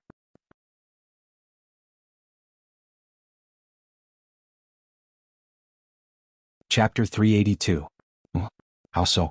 These two are both spirit-severing true monarchs and they're both in Zhangxianmeng. How could their relationship be so bad? Lu Qin asked in surprise. Old Ma thought for a while and said, I only know a little about the ins and outs of this matter. There are many things that only these two lords know. But as far as I know, Tai Hu True Monarch has been dissatisfied with Fiyunji for a long time. He often publicly said that our hall is a waste of money and is useless. Even Hall Master Shuiying has been criticized by him several times. Lu Qin nodded and revealed a trace of a smile on his face and said, Shuiying must be very depressed, right? Isn't that so? Old Ma laughed and said, with Hall Master Shuiying's identity, she can actually be considered a big shot in the Immortal City. Ordinary people don't dare to provoke her. But Tai Hu True Monarch is not an ordinary person. And he is probably one of the few humans in the Immortal City that Hall Master Shuiying doesn't dare to provoke. Damn, Baldy didn't stand up for his subordinates? Lu Qin asked. Old Ma hesitated for a while and said, this matter is actually not easy to handle. Tai Hu True Monarch only said a few words and didn't really make a move or suppress them. Then with his identity, even our True Monarch can't say much. After all, in terms of seniority, Tai Hu True Monarch is a bit older. Speaking up to here, Old Ma sighed again and said, but then again, these few years in Fiyunji has not been very smooth. Many things have gone wrong and people have seen them as a joke. In addition, the remnants of the Devil sect are sinister and cunning. They are really hard to deal with. Those who don't know the inside story will often ridicule them. Lu Qin was silent for a while and suddenly sneered and said, ordinary people might be like this, but how can people who have reached the position of true monarch not know the inside story of this kind of thing? In my opinion, that Supreme Tai Hu most likely has other plans in his heart. Old Ma was stunned for a moment, then he nodded and said hesitantly, now that you mention it, it seems to make sense. When you reach the Immortal City and see Lord True Monarch, you might as well mention this to him. Lu Qin looked at him with a smile and shook his head. Although this damned Baldy is sinister and cunning, with a belly full of evil tricks, in all these years, I've never seen anyone more powerful than him in both the righteous and evil Dao. So I think he probably knows about this kind of thing in his heart, he just doesn't want to say it. Old Ma laughed and nodded. That makes sense. I didn't expect you to think so highly of Immortal even though you are usually dissatisfied with him. Lu Qin rolled his eyes and said grumpily, nonsense. Who in this world would look down on a divine transformation stage perfected cultivator? He's either a lunatic or a fool. Of course, Lu Qin and Old Ma were neither lunatics nor fools, so they quickly reached an agreement on this matter. At the same time, Lu Qin also casually asked Old Ma about the current situation in the Immortal City and Zhengxianmeng. Old Ma also told him everything honestly. It seemed that he did not hide anything from him. Although he was currently living in seclusion in the remote mountain village of Qingshitang village, and no one knew how long he had stayed here before Lu Qin appeared, but from the conversation between Lu Qin and Old Ma, it was obvious that this fatty Old Ma seemed to be very familiar with Zhengxianmeng, including the various forces and factions in the Immortal City, as well as the various undercurrents surging under the water surface. It was obvious that he was a person who had immersed himself in the Immortal City and Zhengxianmeng for a long time. Because of this, Lu Qin actually had a preliminary understanding of the various forces in Zhengxianmeng and Immortal City just by listening to Old Ma's narration during the past few days of travel. But in the end, he still said to Old Ma very seriously, now I've memorized most of the things you said, so I have an idea of what to do. But right now I have two more important things to ask you. Old Ma smiled and said, ask away, I'll tell you everything I know. Don't worry. Lu Qin stretched out a finger and said, first, although the damn Baldy didn't sit on the throne of the Kunlun Party's leader, his position in the Kunlun Party is almost unparalleled. It can be said that he has control of this famous cultivation sect, right? Old Ma nodded and said, of course. Now, from the top to the bottom of the Kunlun Party, the only perfected cultivator in the soul formation stage can be said to be respected as a god. Lu Qin said faintly, if that's the case, I find it strange. Why didn't the damn Baldy stay in the Kunlun Mountain and be a local tyrant? Instead, he insisted on coming to Immortal City to be squeezed by people. Maybe there's something dangerous. Old Ma frowned, hesitated for a moment and said, in fact, it's not just what you said. After the master completely controlled the Kunlun Party, he began to gradually summon the talents of the Kunlun Party, including those Yuanying Jinren with profound cultivation, to Immortal City. Of course, on the surface he said that he had too many relatives and friends, but in the end, many of these people were still placed under his sect. Well, there are no personal disciples, everyone is a registered disciple. Speaking of this, his eyes looked at Lu Qin with deep meaning, but Lu Qin didn't seem to notice Old Ma's eyes for a while, or maybe he didn't want to be entangled in this kind of thing at all. At this moment, his attention was completely fixed on another thing, and he looked extraordinarily focused. Lu Chen looked around and suddenly said, "You mean many of the young outstanding disciples of the Kunlun party have come to Immortal City?" Old Ma nodded and said, "Yes, and these people basically only know how to respect him. Although Zheng Xianming's intention is to incorporate these people into Fiyunji, now is probably not the time." Lu Chen snorted and said, "Using public resources for private purposes, this can be considered as using Zheng Xianming's money to cultivate their own children." Old Ma smiled and said, "Isn't that so? But probably because of this, after Chehu Zheng Xianming, who is in charge of Heavenly Law Hall, knew about this, he flew into a rage. His subordinates also suddenly became excited and began to stir up trouble. Once, they even took away a few people from Fiyunji, humiliated them by the river outside the city, and then ran away without leaving their names." Lu Chen glanced at him and felt that it was a little funny and said, "Since they didn't leave their names, why do you think that it was done by Tiehu Jinxiang's subordinates?" Old Ma shrugged and said, "When you stay in Immortal City for a long time, you will probably be familiar with the rules here." Lu Chen didn't care and just brushed over this issue and didn't talk about it anymore. Now he wanted to talk about another matter. "There is one more thing, Old Ma." "Say it." Old Ma replied. "Over the past few days I've heard about the True Immortal Alliance along the way. They're really worshipping them as if they're gods. I'm sure there's a lot of people in the Immortal City who are itching to make a move. But these are none of my business. I just want to ask you, what did the damn Baldy tell you? Such a long journey, he wouldn't really let only the two of us finish it, right?" Old Ma was startled for a moment, then nodded and said, "You really know Zheng angrily. In fact, after knowing our decision to return to Immortal City, Zheng angrily thought about us, and specially arranged people to protect us." "Who is it?" Lu Chen asked curiously. For some reason, Old Ma's expression looked a little subtle. After a while, he was heard coughing and said, "I heard that it is White Lotus."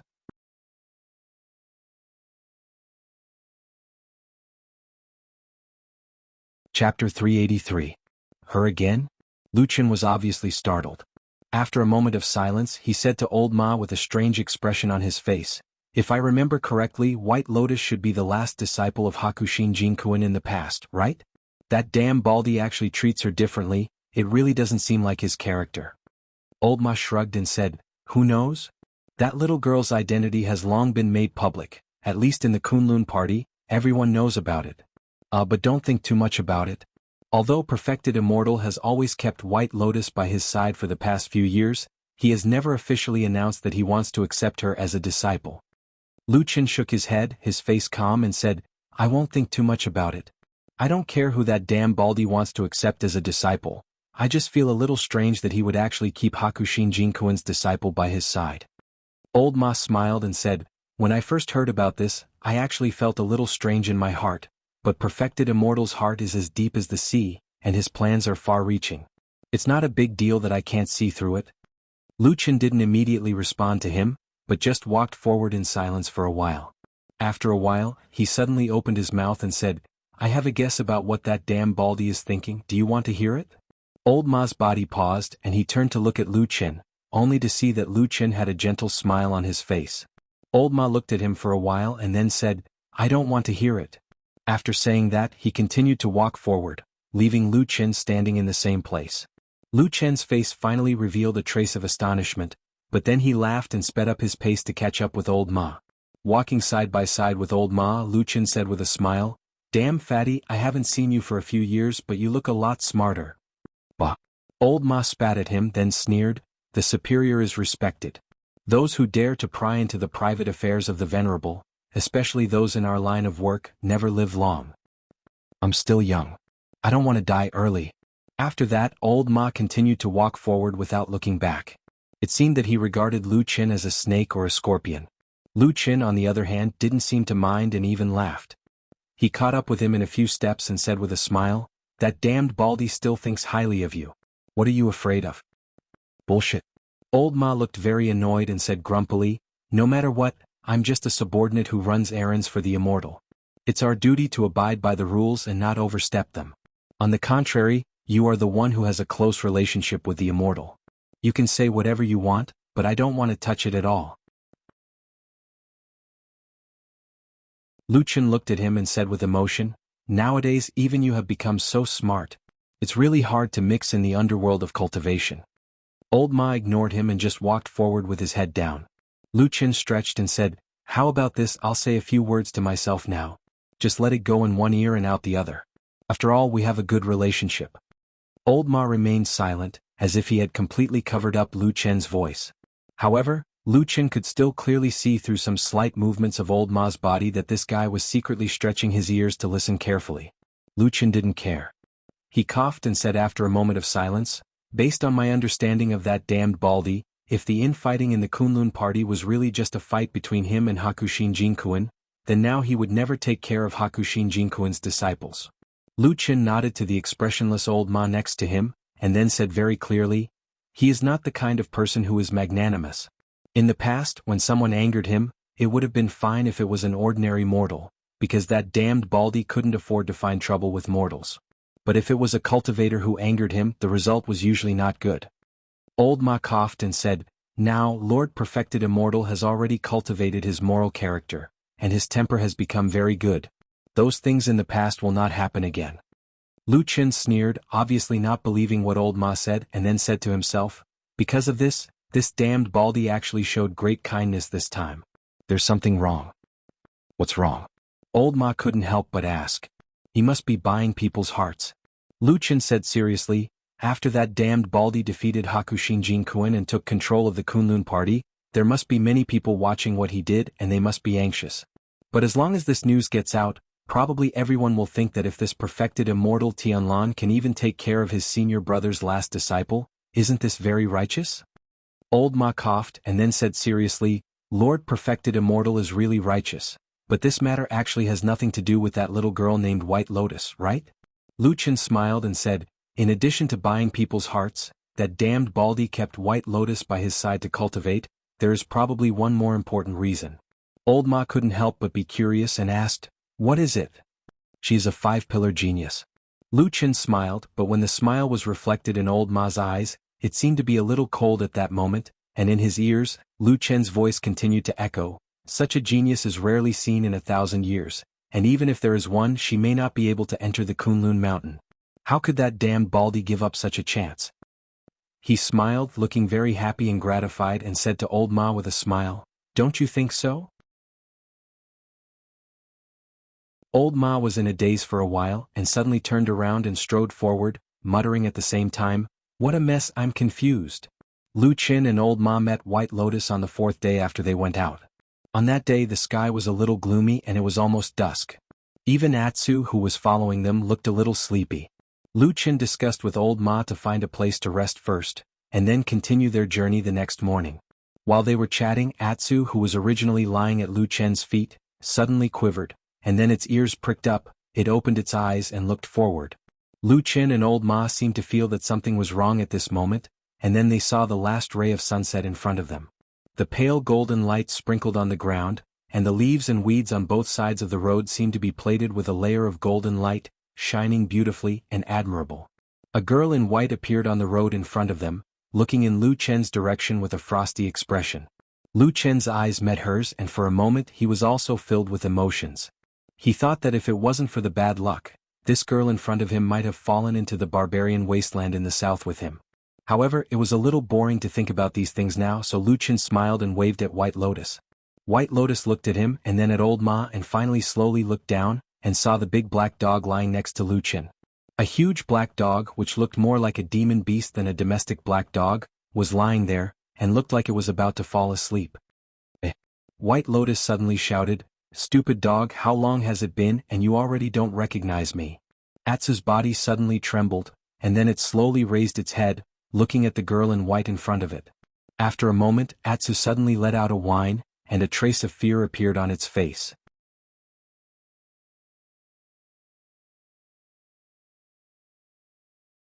Chapter 384. There was a hint of surprise in Old Ma's eyes as he looked at White Lotus in front of him. He did not notice the abnormality of Atsu next to him. However, Lu Chen was different from him. He had been with this black dog almost every day for the past few years, so he noticed the abnormality of Atsu almost immediately. He could not help but frown. After Atsu's breakthrough a few years ago, Lu Chen rarely saw this kind of fear in him. Even when he ventured into the depths of the southern lands with Lu Chen in the future, Atsu was still carefree, roaming the world with ease. However, on this day when Atsu saw White Lotus, it suddenly showed this kind of abnormal emotion which surprised Lu Qin. Perhaps Atsu still remembered the encounter in Kunlun Mountain? A figure walked up from behind and stood in front of Atsu, blocking Atsu's sight. It was Lu Qin. He reached out his hand and touched Atsu's head. Atsu seemed to feel something and looked at him. The fear in its eyes quickly dissipated, and it became clear and calm again. Whether it was Lu Qin's hand or Atsu's fur, they were both warm. Lu Qin smiled and nodded to Atsu, then turned around and looked at White Lotus. After a few years, White Lotus was no longer the child she used to be. Today she was still delicate and beautiful, and her temperament was still pure and cold. She still gave people the feeling of an ice fairy. But it was undeniable that this girl was approaching, or should it be said that she was about to enter the most beautiful, brilliant, and dazzling youth of her life. Her body had grown a lot taller and she looked more and more slender. Her figure was gradually revealed, making people's eyes light up. It was as if this girl was born with a dazzling light that made people unable to ignore her, and subconsciously wanted to take a few more glances at her. Lu Qin nodded to her, showed a smile and said, "Long time no see." White Lotus's gaze fell on him, and there was a trace of hidden and very complicated expression in the depths of her eyes. When she was about to speak, suddenly all three people present heard a roar from behind Lu Qin. It was Atsu who poked its head out from behind Lu Qin. But this time the instinctive fear that Atsu showed when it saw White Lotus had completely disappeared. Instead, this big black dog seemed to be very annoyed. It bared its teeth and growled at White Lotus and even showed its fangs. It looked very angry, as if it couldn't wait to pounce on this beautiful girl to vent its anger. White Lotus probably didn't expect Atsu's expression and attitude to change so suddenly. She was stunned and said to Lu Qin, "What's wrong with you, stupid dog?" Lu Qin reached out and stroked Atsu's head. After thinking for a while, he said, probably angry out of shame, "White Lotus, holy beasts were powerful monsters. After advancing, they almost had no natural enemies, and there were not many enemies in the world that they were afraid of. Therefore, the sudden fear just now made Atsu very angry and annoyed. It felt that there was no need for it to be afraid of White Lotus at all. It felt that it had embarrassed itself. Therefore, for the rest of the journey, this big black dog no longer had a good attitude towards the beautiful girl, White Lotus. However, humans were heartless. None of the three people present would run to comfort this suddenly angry black dog. At most, Lu Qin gently stroked its head a few times. At the same time, his attention was still on White Lotus. "Why are you here?" Lu Qin asked White Lotus. White Lotus shrugged and said, "I was ordered to come here." As she said that, she turned to face Old Ma and took out a sealed envelope from her arms. She asked Old Ma, "Are you Ma Xiaoyan?" Old Ma nodded and said, "Yes." As he said that, he took out a piece of jade from his arms and handed it to White Lotus. White Lotus took it and looked at it carefully. Then, she nodded and handed it to Old Ma along with the envelope in her hand. Old Ma took the jade and put it away first. Then he directly opened the envelope and read the letter inside carefully. Then he nodded and said, "That's right. But in the letter, Lord Perfected Immortal ordered me to go with Lu Qin to the Immortal City. I will go with you." White Lotus grunted and did not seem to care. Her clear and lively eyes looked at Lu Qin and said, "Let's go." Lu Qin smiled and said, "Okay, let's go. How have you been these few years?" Lu Qin asked White Lotus. White Lotus said, "It's not bad. My biggest backer, Master, died, and in the end I found an even more powerful Uncle Master. I don't know how many people inside and outside the sect are envious of me." As she said that, she smiled at Lu Qin and said, "What about you?" "I'm quite unlucky." Lu Qin said honestly, "After you left, Atsu and I also went south to escape into the depths of the land of chaos. Our days were miserable and we only came back recently." White Lotus looked like she didn't believe it. She pointed at Atsu and said, "You must be talking nonsense. This stupid dog is 10 times fatter than before. How can it look like it's living a miserable life? This is obviously the appearance of a well-fed dog." Roar. Atsu let out a low growl and extended its fangs. It looked like it was trying to bite off White Lotus's white and delicate finger. White Lotus giggled as she retracted her finger. She didn't seem angry at all. She said to Lu Qin, "This dog's temper has grown. I don't remember it being this angry when it was with you." Lu Qin smiled and said, "Atsu is not like this usually. It is probably in a bad mood today." White Lotus thought about it and nodded without saying anything. Lu Qin changed the topic and at the same time he asked about the doubts in his heart. He said, "What about you? What's the situation now? It seems like you are doing very well in the Kunlun party. Even that true Lord Tianlan treats you differently. White Lotus curled her lips and said, "It's just Essos. There is nothing to boast about." Lu Chen asked, "Shouldn't you be on the Kunlun mountain in the Westland? Why did you come to the Immortal City and were sent to pick me up?" White Lotus said, "My martial uncle Tianlan insisted that I follow him, and then he suddenly told me to come to pick you up not long ago." Speaking of this, White Lotus suddenly smiled and said, "But I really did not expect that the person who can make a perfected cultivator of Huashan realm miss you and make me come to pick you up in person is actually you." Lu Chen said with a smile, "That's really hard for you." White Lotus looked into his eyes, but there was no smile in her eyes. After staring at Lu Chen for a long time, she suddenly said, "Who are you?" Lu Chen said, "I'm a former handyman disciple of the Kunlun party. You can't have forgotten this, can you?" White Lotus snorted and said, "What kind of handyman disciple can make a perfected cultivator of Huashan realm remember him and send someone to pick him up? There must be an important reason for him to think so highly of someone." Lu Chen smiled and said nothing. He just walked forward with Atsu. After a while, suddenly White Lotus's voice sounded a little cold. She said, "Lu Chen, were you a spy that perfected cultivator Tianlan personally placed in the Kunlun party to inquire about information in the Kunlun mountain and do a lot of evil things? For example, my master and my eldest brother?" Lu Chen's expression did not change. He still looked gentle and polite. He smiled at White Lotus and said, "No, I don't know the person you are talking about, so these things have nothing to do with me." "Really?" White Lotus looked a little suspicious. "Really?" Lu Chen said with a smile and a nod. He looked very relaxed and there was no trace of lying.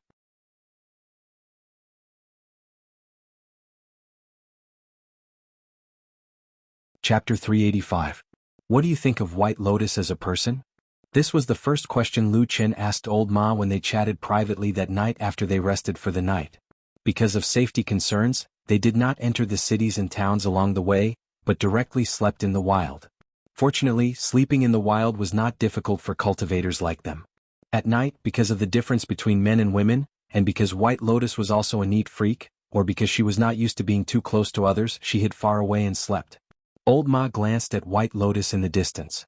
After making sure that she could not eavesdrop on his conversation with Lu Chen, he lowered his voice and said, "It's okay.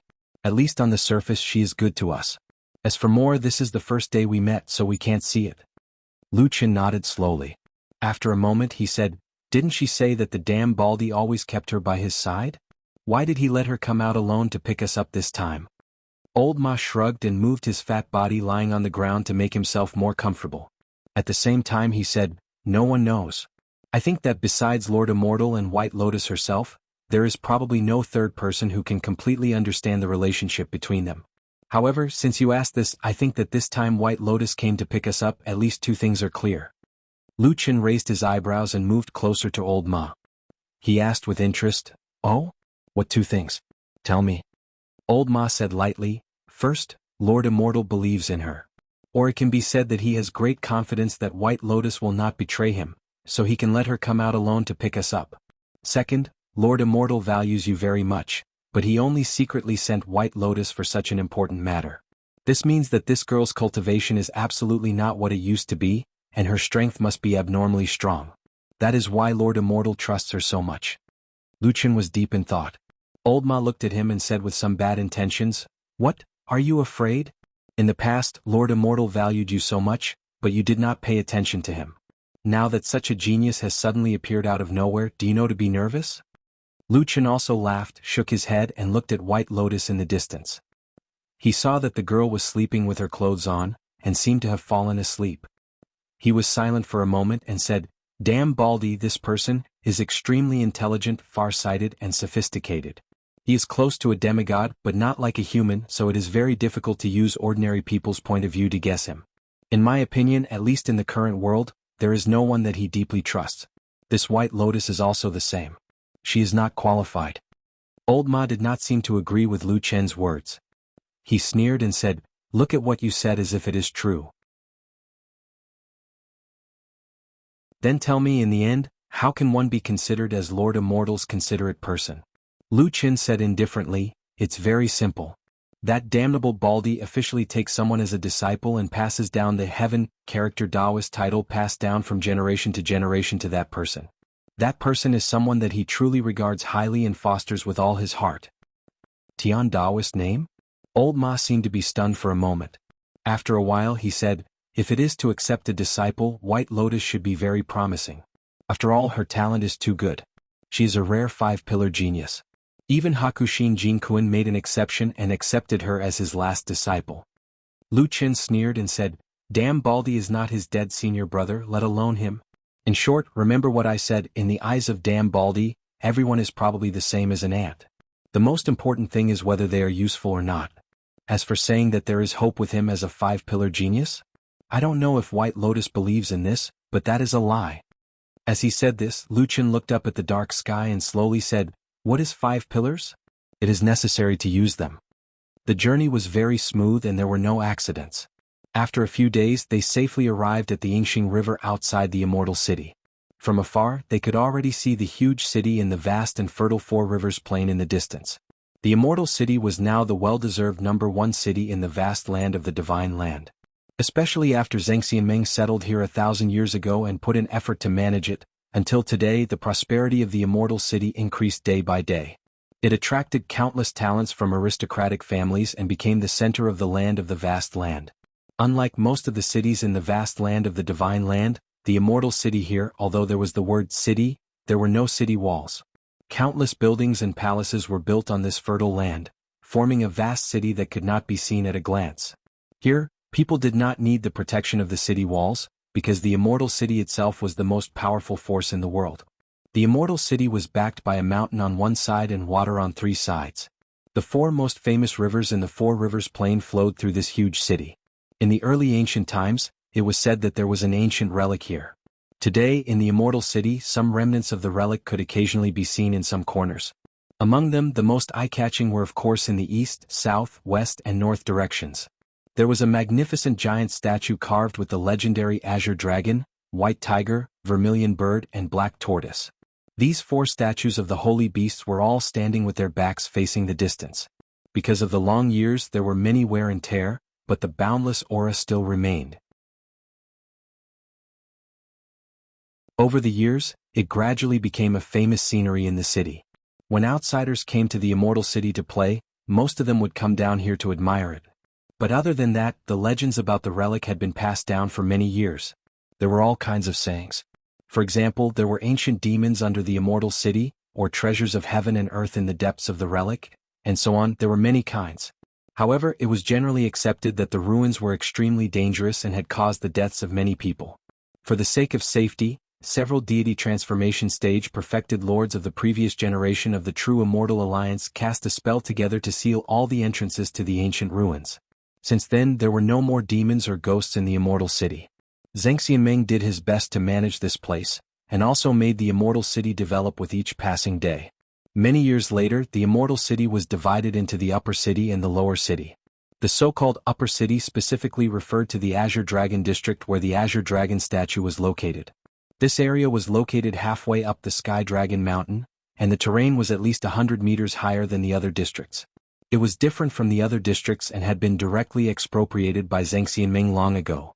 Now, almost all the high-level people in Zheng Xianmeng lived here.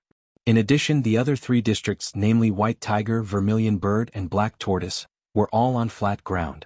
They were inferior to the Azure Dragon district in terms of majesty, but far more prosperous and lively. For many years, hundreds of millions of creatures lived in this big city named Immortal, and spent every day full of hope and surprises. Before we enter the city, I have something to say to you. On the bank of Yingxing River, White Lotus pulled Lu Chen and said to him. Old Ma, who was beside her, also stopped. Lu Chen said, what is it?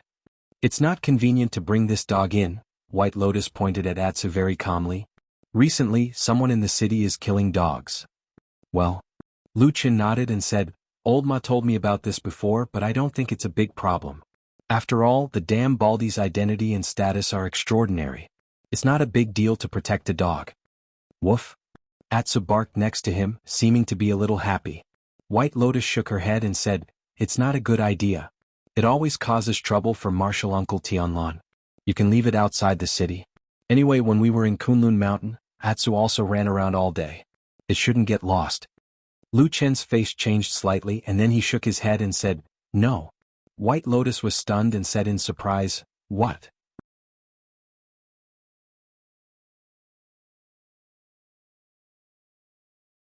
Chapter 386. Lu Qin looked at the immortal city from afar, looking at the almost endless bustling scene of Mount Tianlong. Even though he was far away now, he seemed to be able to feel the hustle and bustle there. There are so many people here. It's hard to count the number of dogs or stray dogs without owners. I'm afraid it will be very difficult for the people under you to give the order to kill dogs, right? White Lotus shrugged and looked indifferent. She said, "Who cares? Anyway, I don't raise dogs. Besides, he is a perfected cultivator in the Huashan realm. He has high cultivation, high status and power. He can do whatever he wants. Why should he care about what your people do?" "Well, what you said is very reasonable." Lu Qin smiled, then turned back to old Ma and said, "Since it's not good to take Atsu into the city, I won't go in.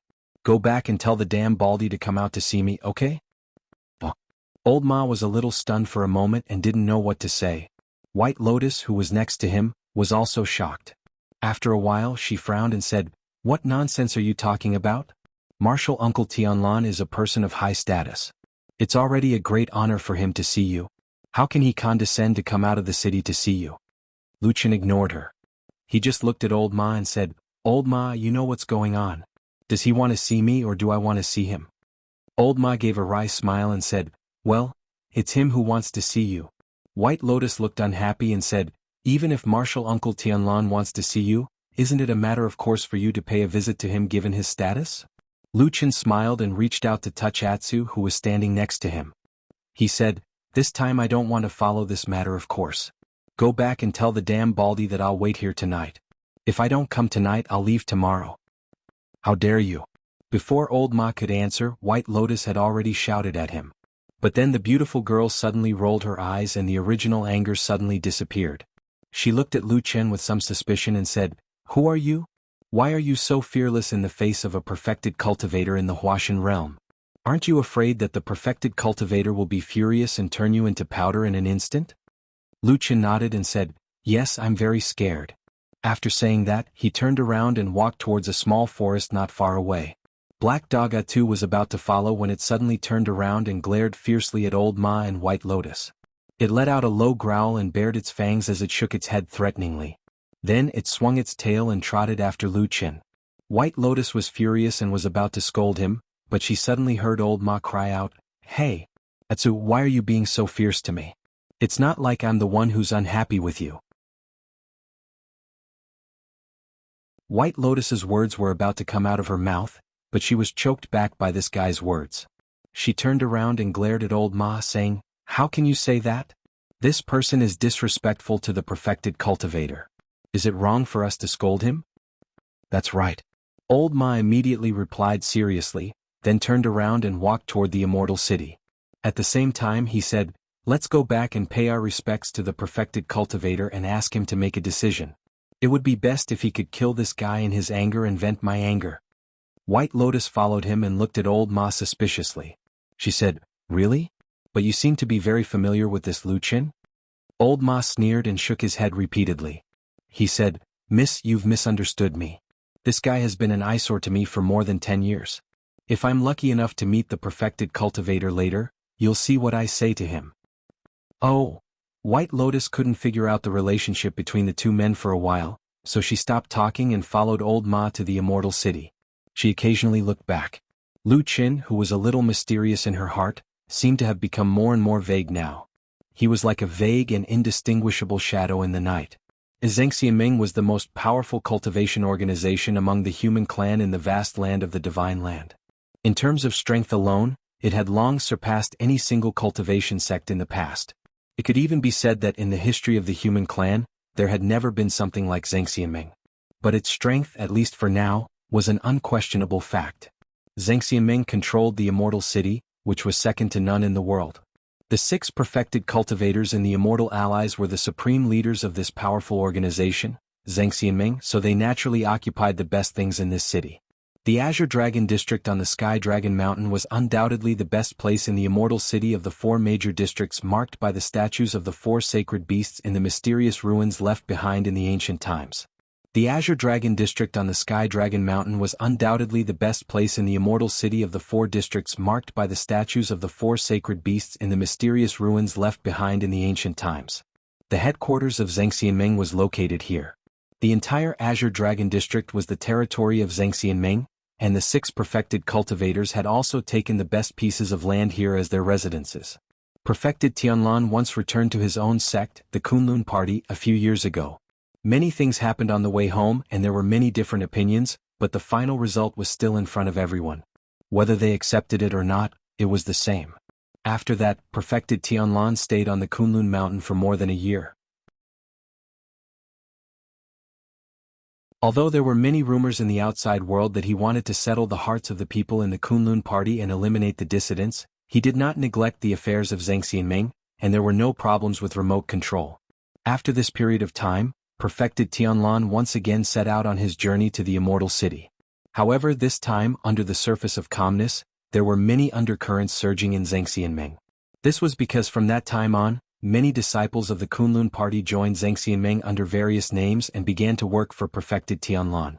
The Kunlun Party was one of the 5 famous sects in the world, and there were many outstanding talents in the sect. Therefore, gradually, the strength of Perfected Tianlan's sect suddenly increased, and its momentum also became more and more prosperous. Old Ma and White Lotus met Perfected Tianlan at noon that day. The super fatty, who was much fatter than Old Ma and of course much more burly, sat in his cave residence, passing shadow, and listened to what they had to say about Lu Chen. Perfected Tianlan's expression was like an ancient well, without any changes. When he turned to look down, he saw 2 people standing there. White Lotus frowned slightly and there seemed to be a little anger on her face, while Old Ma looked down, like an old monk in meditation, as if nothing had anything to do with him. Perfected Tianlan shook his head, turned to White Lotus and smiled. He said gently, "You've worked hard on this journey, go and rest. I'll deal with the rest so you don't have to worry about it." White Lotus took a step forward and said, "Martial uncle, I think this person named Lu Chen is very strange. What's his background? How dare he be so arrogant and disrespectful to you?" Perfected Tianlan snorted and said, "This guy is rebellious and bold, so I must punish him severely. Alright, you can go now."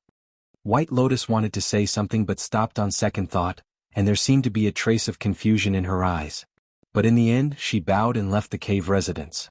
At this time, there were only Perfected Tianlan and Old Ma left in the cave residence.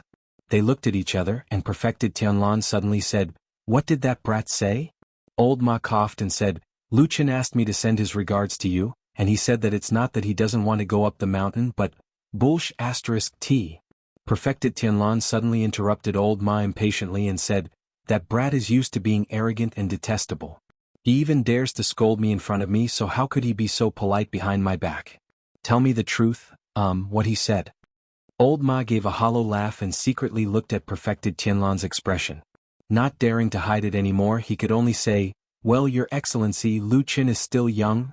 Before he finished his words, he saw Perfected Tianlan's expression change again.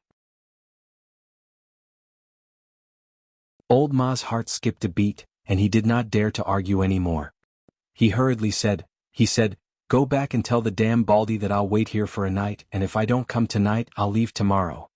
After saying that, Old Ma only felt a chill on his back. He could not help but subconsciously look at Perfected Tianlan's shiny skull in front of him, and cold sweat appeared on his forehead. There was silence in the cave residence. Old Ma did not dare to look at Perfected Tianlan's expression, and he even subconsciously held his breath. After a while, Perfected Tianlan suddenly snorted and said, "It does sound like what that brat said. He's simply reckless, audacious and rebellious." After saying those words in a serious tone that made Old Ma's expression change, Perfected Tianlan stood up and walked out of the cave residence. At the same time, he calmed down and said to Old Ma, "Let's go and see that good-for-nothing guy." Old Ma said, "What?"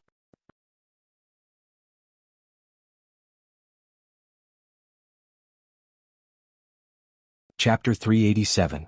The small forest where Lu Chen and Atsa stayed was actually some distance away from the immortal city, and it was also far away from the busy official roads. It was a very secluded place. When night fell, the huge city in the distance was brightly lit, while the forest here was dark and gloomy, as if they were 2 different worlds. Lu Chen sat quietly in the forest, his figure almost integrated with the surrounding darkness, looking like a vague shadow in the night, indistinct and difficult to distinguish. Atsu lay quietly beside him, a pair of dark green eyes shimmering in the darkness. Occasionally, it would look up at the sky as if there was something it was interested in the boundless sky. The night was quiet, and there was no other sound except the sound of the night wind blowing through the treetops. But the city in the distance was too big and too prosperous. Even at such a distance, Lu Qin could still feel the invisible aura emitted from that place. That was the place that all the cultivators in the world yearned for. At this time, suddenly footsteps came from outside the forest, and then, a fat and burly figure appeared in their sight. The person who came was Supreme Tianlan. However, with Supreme Tianlan's cultivation realm, if he really wanted to hide from their eyes and ears, he would naturally have countless means and divine sense to get close without being noticed. But this damn Baldy didn't seem to want to do so, and he walked directly over. Perhaps he even increased his pace to remind Lu Qin of the fact that he had come here. Lu Qin stood up and looked behind Supreme Tianlan, who was slowly walking over, but found that there was no one behind Supreme Tianlan. He was startled and slightly frowned. Tianlan walked to Lu Qin, his face calm and his eyes deep, but in the end, a trace of complex light flashed across. After a moment he smiled and said, "Long time no see." Lu Qin sighed and his mood was a little complicated. The person in front of him had always been entangled with his fate in the first half of his life. He was indebted to him, but it seemed that he had betrayed his former friendship. He fled to the chaotic land and finally fell into the southern wilderness. In fact, it was not a short time but not too long either. From the beginning to the end it was only a few years. But at this moment, under the night sky beside the bustling city, when he saw this person again, Lu Qin still felt a sense of vicissitudes in his heart. "Long time, no see." Lu Qin also nodded. Tianlan looked at Lu Qin up and down, then glanced at Atu beside him. The black dog that was unusually large and looked like a giant wolf demonic beast 100 times larger than an ordinary dog. Tianlan's gaze suddenly paused for a moment, as if he was slightly surprised. He looked at it a few more times but then he turned away and looked at Lu Qin again. "Where's old Ma?" Qin asked. "Oh, he's waiting outside the woods," Tianlan said. "I think it's more casual for us to talk this time, just the two of us, so don't let him follow us in." Speaking of this, Tianlan smiled and said, "In the end, little Ma is just a messenger between the two of us. In the end we still have to say what we want to say, don't we? Or, could it be that you've been with him for so long that you actually trust him more than me?" Lu Qin's heart suddenly shrank, but his expression did not change. Without a moment of hesitation or pause, he shook his head and said, "Of course not." Tianlan chuckled and casually waved his wide robe sleeve. A gust of wind swept past, immediately blowing away the fallen leaves and dust in the woods, revealing a cleaner space. Then, this perfected lord of the divine transformation realm, who stood at the peak of the human cultivation world, actually did not take it to heart. He casually sat down in front of Lu Qin and at the same time called out to Lu Qin, Come, sit down and talk. It's so tiring to stand." This damn bald fatty would not feel tired even if he stood for a year. Lu Qin secretly criticized in his heart. Then he still sat down and said, "I heard from old Ma that it was you who wanted to see me?" "Yes." Perfected Lord Tianlan nodded and said, "That's right. I haven't heard from you for several years. I only know that you escaped into the depths of the land of chaos and finally fell into the Longchuan River. So when I heard that you suddenly came back, of course I wanted to see you." Lu Qin was silent for a moment. Then he looked up at Tianlan and said, "All these years you always thought that I was dead, right?" Tianlan shook his head and said, "No, I always believed that you were still alive." Lu Qin smiled and said, "You actually have so much confidence in me. It's hard for an ordinary person to come back alive after falling into the river." Tianlan said lightly, "You're someone that I personally taught. How can you be an ordinary person?" Lu Qin was stunned and did not say anything. Tianlan continued, "Moreover, if I didn't believe that you were still alive, do you think I would allow He to live well just because I forced you to die?" Lu Qin was slightly surprised and said, "He?" Perfected Lord Tianlan said, "Hunting you down is a great achievement. You can't possibly think that he would hide it from you, right? He told me everything from the beginning to the end. He even wanted to take me as his master and inherit my Taoism." Lu Qin's expression became somewhat complicated. At that moment he did not seem to know what to say. Finally, he smiled bitterly and said, "Then what did you do with him in the end?" Perfected Lord Tianlan said calmly, "I told him that he did a good job but it was still not enough for him to inherit my Taoism. I told him to cultivate more diligently. At the same time, I also transferred him from Kunlun Mountain to Zhangxianming to work for me. Now he can be considered as one of my generals. Lu Qin sighed and said, good move. Perfected Lord Tianlan snorted and said, what move? It sounds like you're a little disdainful about it. Let's not talk about anything else. He didn't have any complaints at all and treated me like a talent scout. In order to strive for the top, his diligence and vigor are much stronger than yours. Lu Qin shook his head and said, I know, I also had that vigor before. But it was almost worn away when I was in the devil cult more than 10 years ago. A trace of anger suddenly flashed across Perfected Lord Tianlan's face. He stared at Lu Qin and the darkness around his fat body seemed to suddenly surge, like a demon beast suddenly roaring in the dark void. But very soon Tianlan seemed to think of something again. His gaze on Lu Qin gradually softened. After a while he sighed softly. Do you still blame me? Tianlan asked Lu Qin. No. Lu Qin shook his head and said, in the first few years when I was burned to death by the black fire, I was indeed a little dissatisfied with you. But later I gradually got over it. If you hadn't saved me back then I wouldn't be where I am now. So, just take it as me repaying your kindness. Tianlan stared at him and said, you've really gotten over it? If there's anything in your heart that you're unhappy about, you might as well tell me. Lu Qin said, I've gotten over it. Anyway, those things are in the past. But... He paused and looked up at Tianlan saying, this time I do have a few things to ask you. Go ahead. Lu Qin paused and said, Su Qingjun, and how is the Su family in Kunwu City now? Perfected Lord Tianlan looked at him indifferently. After a while he suddenly smiled. His smile was gentle but there was a hint of coldness in his eyes.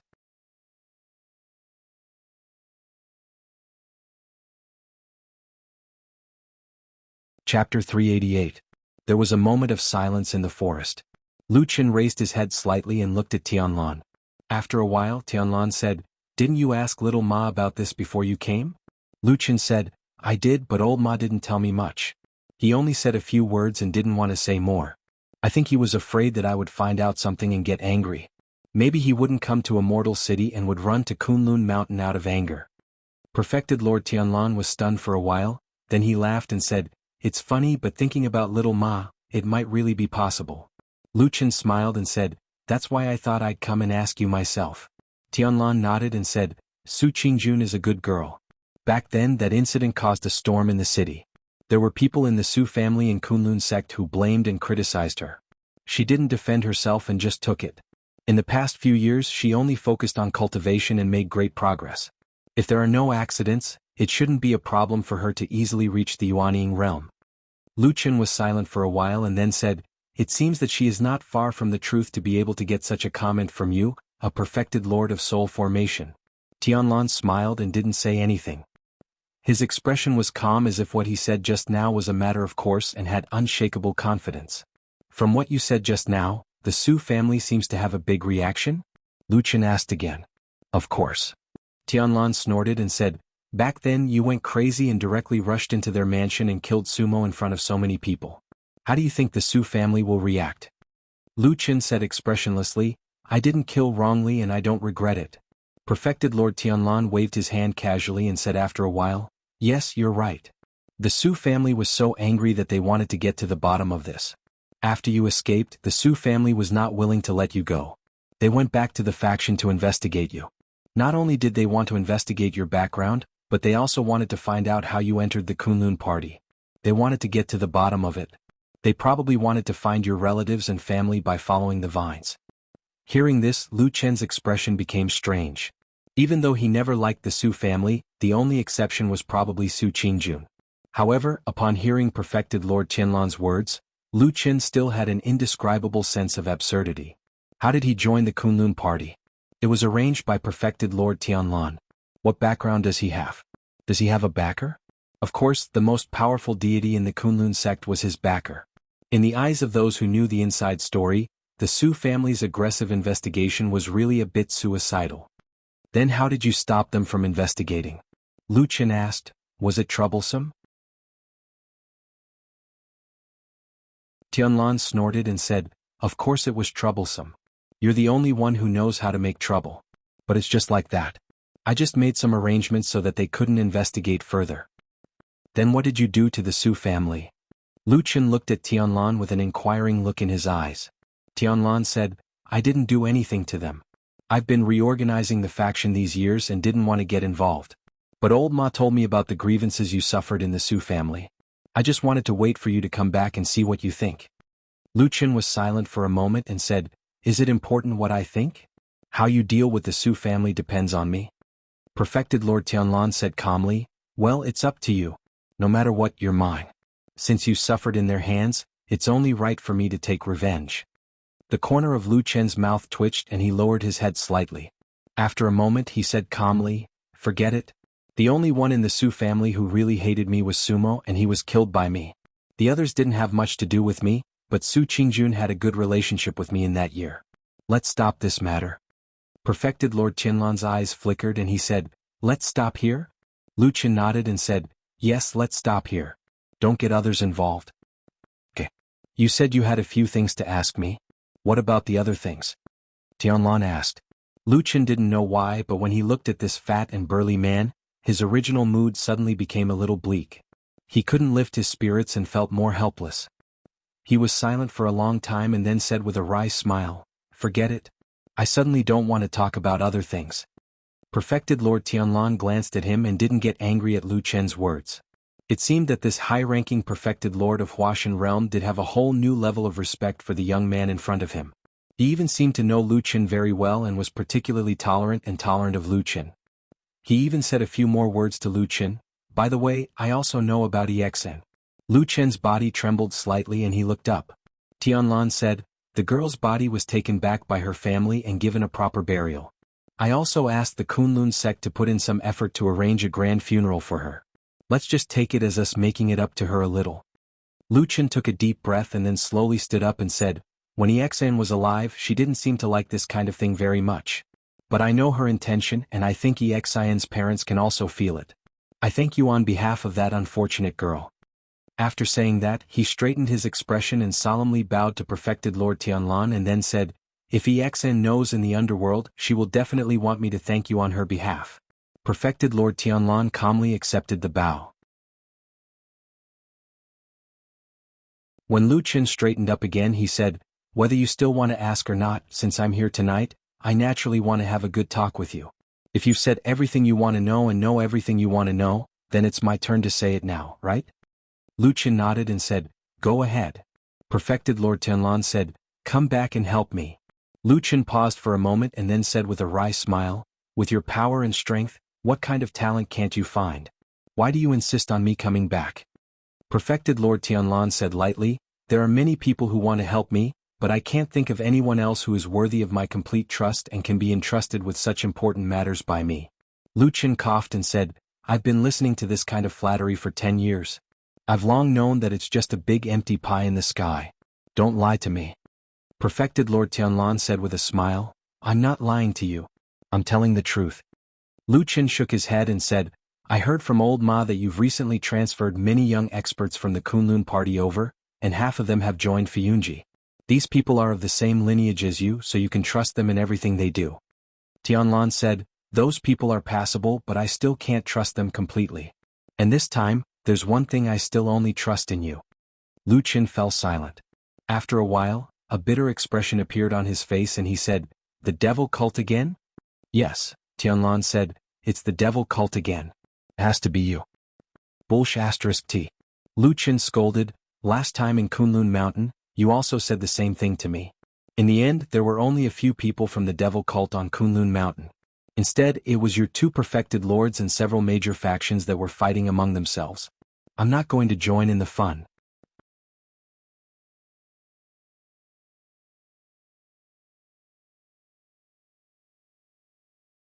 Chapter 389. Perfected Lord Tianlan paused for a moment and suddenly looked a little embarrassed, but he soon recovered and said to Lu Chen with a smile, That was an accident. You know what an accident means, right? Originally, I asked you to go there to track down the spy in the Kunlun party, but then an opportunity suddenly appeared for me to reorganize the Kunlun party. Do you think I should do it or not? Lu Chen sneered and said, After saying so much, where is the spy of the devil cult?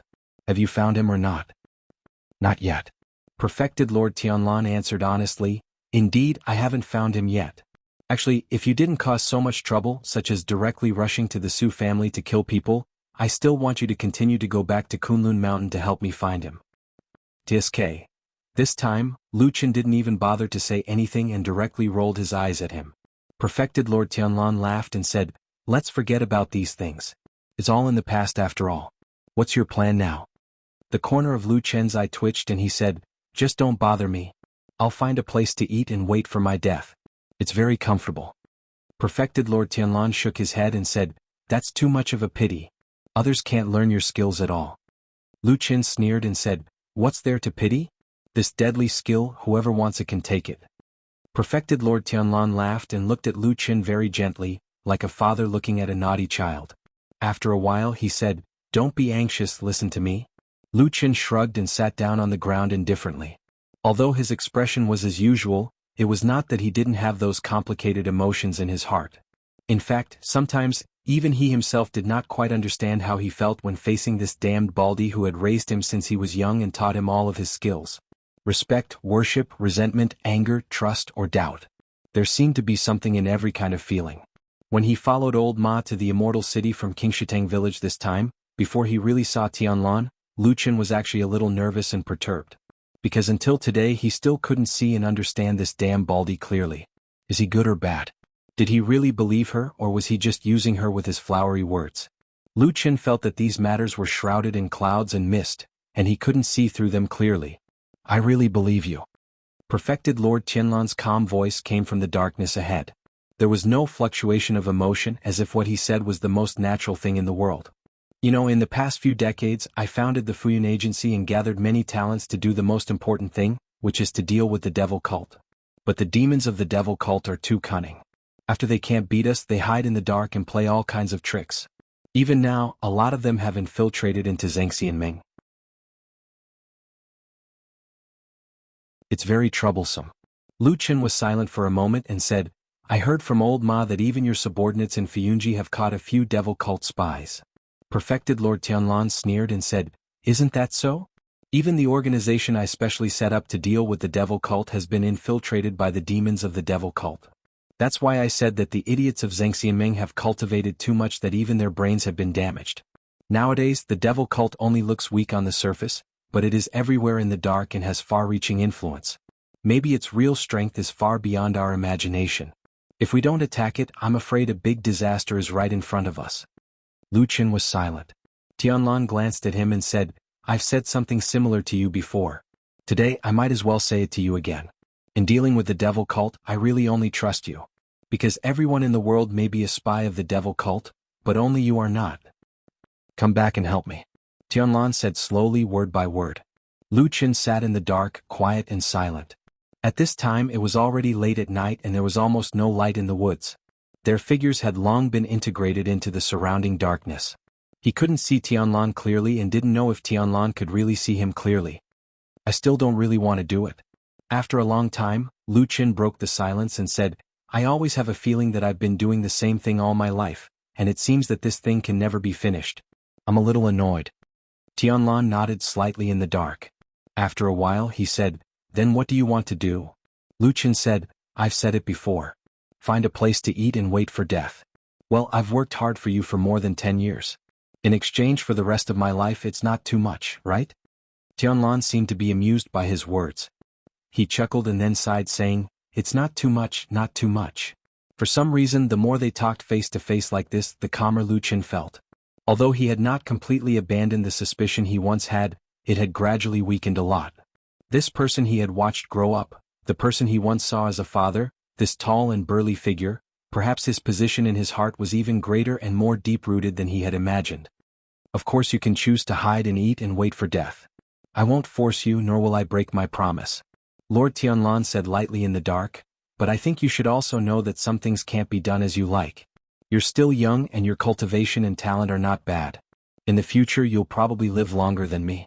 But once I die or when the devil cult strength suddenly rises again, as long as they seize the place of Fuyunji, they can find a lot of things. At that time, it won't be difficult to find your hiding place.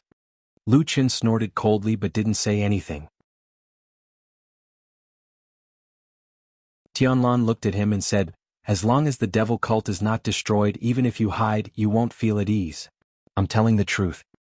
Destroy, destroy, destroy, you only know how to destroy the devil cult. Lu Qin suddenly became a little angry and said to Tianlan with a trace of anger, "It's been more than 10 or 20 years and you still say the same thing. But how to destroy it? During the Battle of the Barren Valley we've done so much, but the devil cult still hasn't been destroyed. After so many years it's still like a ghost. You also said that there's a secret in Kunlun Mountain, but we've searched around and still found nothing. Then tell me, what should I do to completely get rid of this disgusting and ferocious devil cult?" Tianlan was silent for a moment. Suddenly, he smiled and said in a gentle voice, "Why, it seems that you're very annoyed by this matter?" "Nonsense, I've been pestered by this matter for more than 10 or 20 years, and I've been worried about dying a violent death every day. Who wouldn't be annoyed?" Perfected Lord Tianlan nodded and said, "You're right. Actually, I've thought about all of these before. Recently, I've suddenly realized something. We definitely have to destroy the devil cult. However, the direction that we've been taking in the past might not be right." Lu Qin glanced at him and said, "What do you mean?" Perfected Lord Tianlan said, "Previously we always wanted to get rid of those important figures in the devil cult, thinking that we can destroy the devil cult by killing all of these ambitious demons. But the truth shows that this method is not effective. The demons of the devil cult are always like weeds popping up in waves. But later I suddenly thought of a key point that might be able to destroy the devil cult once and for all." Lu Qin's body trembled slightly. He looked up at Perfected Lord Tianlan and said after a while, "Is there really such a way?" "Yes." "What is it?" Tianlan smiled in the darkness. The darkness shrouded him, making his tall figure look like a devil in the darkness, terrifying and terrifying. "The divine tree." After saying that, Perfected Lord Tianlan became indifferent again and said, "That thing has been the source of the devil cult's belief for thousands of years. As long as we find a way to destroy it, the devil cult will naturally collapse, right?" Lu Qin suddenly fell into silence and did not say a word for a long time.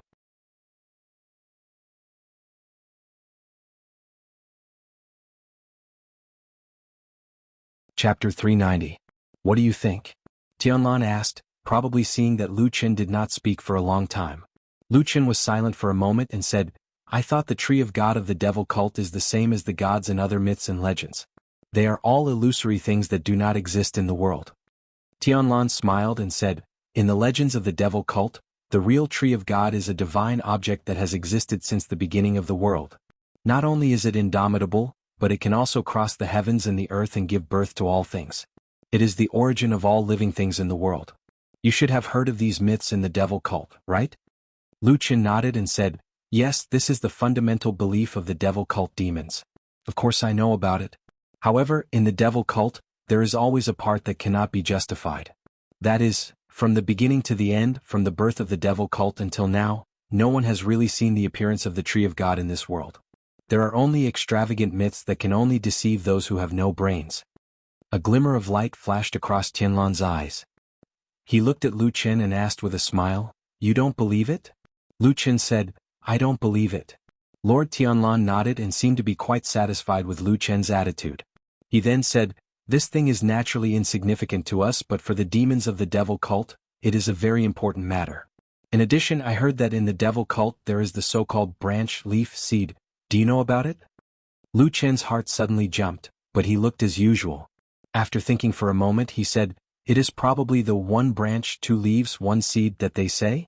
The people of the devil cult said that these four treasures are the remains of the tree of God left in this world. At the same time, there is another saying that as long as these four divine objects are gathered and the secret method passed down from the devil cult era is used to perform the summoning ceremony, the door of Void Realm can be opened and the tree of God will be summoned back to this world." "Ridiculous." Perfected Lord Tianlan sneered with a disdainful look on his face and said, "This statement sounds very far-fetched. Even if it's true, those idiots in the devil cult don't think about it. How can something that can break the void and enter this world through summoning be a deity that can bring them eternal life and power? I think it's more likely to be a catastrophe." Lu Qin smiled and did not say anything, but judging from his expression, he obviously had no objection to Lord Tianlan's words. After sneering, Lord Tianlan asked Lu Qin, "By the way, have you seen these four objects before?" Lu Qin sat upright on the ground, like a shadow blending into the surrounding darkness. His face could not be seen clearly. After a while, he said calmly, I have never seen these 4 divine objects in the evil faction. Back then, I also asked Yin Shouyang about this, and he said that this myth and legend has been passed down for thousands of years, until now it is difficult to distinguish the truth from the lies. However, these 4 treasures do exist, but it seems that not all of them are in the hands of the evil faction demons. A few of them have already been lost in the world, until now there is no hope of finding them. Yes. Lord Tianlan nodded and said, what you said is similar to what I know. It is basically like this. Lu Qin raised his head slightly and looked at him. He said, then what do you plan to do now? And what do you mean by destroying the Tree of God? Lord Tianlan said, actually after I thought of this, I have already secretly made some arrangements. Of course it is still early. Roughly speaking, we'll first find one or a few of the 4 divine objects, branch, leaf and seed, and then we'll use these to find the others. Lu Qin suddenly raised his voice as if he was a little surprised. He interrupted and asked, if you find one divine object, you can find other divine objects through it? Perfected Lord Tianlan smiled and touched his bald head with his hand. Then he said, I do have some ideas. We can give it a try. You know, when one's cultivation realm reaches my level, he will always think of or understand some strange divine powers. It just so happens that I have a divine power that can divine the whereabouts of other things through the same species. Of course, this divine power is actually not so effective every time, especially for these things that are related to the legendary divine objects. The mysteries of heaven are even more mysterious and it is easy to make a mistake. But it is still a method after all. Lu Qin paused for a moment and said, that's amazing. How confident are you? Lord Tianlan laughed and said, about 70% to 80%. Lu Qin's pupils suddenly constricted.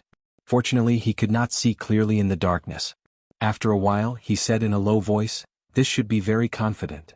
Lord Tianlan smiled and said, that is why I want you to come and help me to see if you can find those branches, leaves and seeds.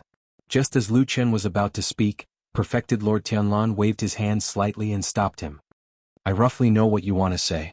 However, I still think that you're the most suitable person for this matter.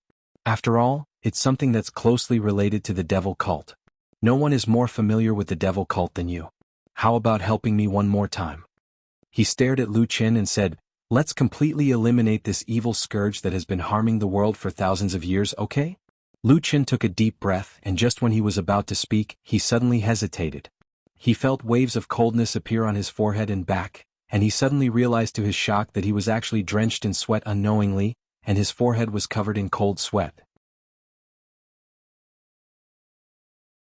After a while, Lu Qin suddenly nodded heavily and said in a deep voice, okay, I will help you with this. I was right about you. Perfected Lord Tianlan walked to Lu Qin's side with a gratified expression and patted the latter's shoulder gently. I knew that you wouldn't disappoint me. Perfected Lord Tianlan said in a joyful tone. Lu Qin snorted and said, you won't make me work for nothing again this time, right? Lord Tianlan was stunned for a moment and said, when did I make you work for nothing? I don't think so. That time on the Kunlun mountain, Lu Qin said indifferently, you called me over and made a bunch of extravagant promises, but you have not fulfilled any of them until now. A trace of embarrassment flashed across Lord Tianlan's old face. Then he smiled bitterly and said, I'm indeed in the wrong for this matter. I'm sorry, but you should also understand that there are things that I can't do either. Back then on the night of the full moon, you suddenly rushed to the Su family at the foot of the mountain and killed them. Then, you immediately escaped and attracted the attention of both the Orthodox and the demon sections. Under such circumstances, I was the new sect leader and needed to reorganize the major forces in the Kunlun party. I really couldn't stand up for you. Lu Qin waved his hand and said, I know. That's why I came back to see you this time. I'll help you with this matter again, but I also want to know how you'll arrange things for me if this matter is done well. At least, I'll have something to worry about. Lord Tianlan stared at Lu Qin for a long time and suddenly nodded. You're right. Actually, even if things don't go well for you this time, it's just bad luck and I won't blame you. What I want to tell you is that no matter what, I'll fulfill my promise after this matter is over. As he said that, he suddenly reached out and grabbed one of Lu Qin's palms before stuffing something into his palm. Based on the feeling of the skin on his palm, Lu Qin instinctively felt that it seemed to be a square metal plate. It was hard and a little cold and its edges were smooth and round. However, the center of the plate was uneven and seemed to be engraved with a word. He rubbed it for a moment and suddenly frowned. Looking at Lord Tianlan, he asked in surprise, What's this? The word Tan? One day you'll inherit this Taoist name from me. Right now, perfected Lord Tianlan's unusually tall and burly body seemed like a tall mountain in the darkness. Even his voice seemed to carry a trace of an ancient aura. Lu Chen, keep it well. This is something that I should have given to you more than 10 years ago.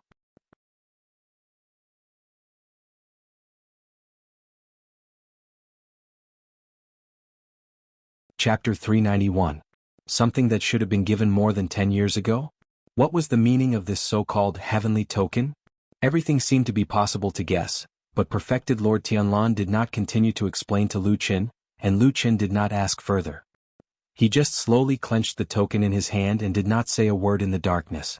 No one could see the expression on his face at the moment, so no one could guess his current mood. The night wind swept past the treetops, making rustling sounds and adding a bit of silence to the world.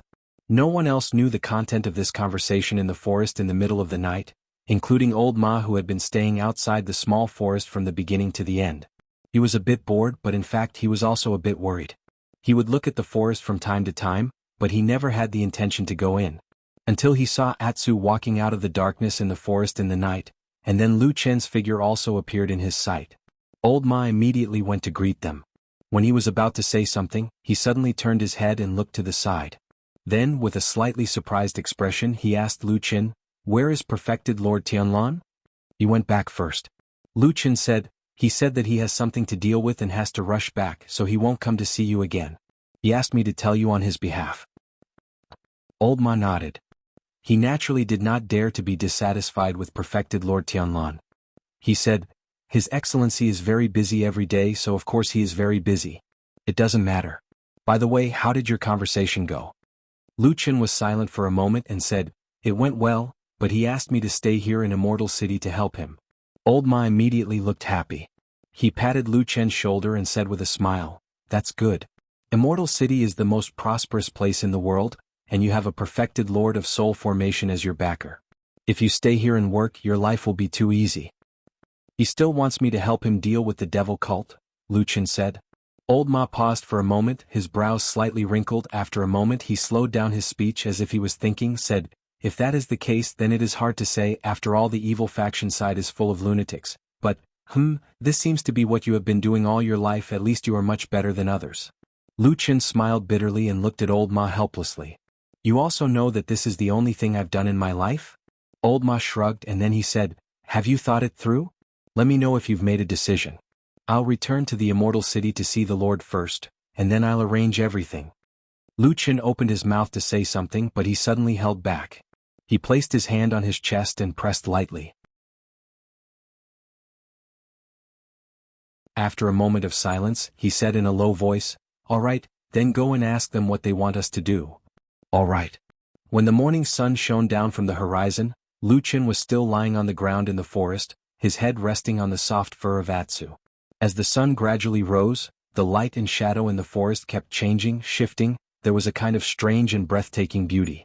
Lu Chen woke up in the morning light but did not get up. He only looked at the light and shadow crisscrossing, changing strange scene. Occasionally he would reach out and touch his chest. Under his clothes, there was already a tag hanging on his chest, and there was still a trace of faintly discernible cool air coming from it. He waited until noon before he saw Old Ma return.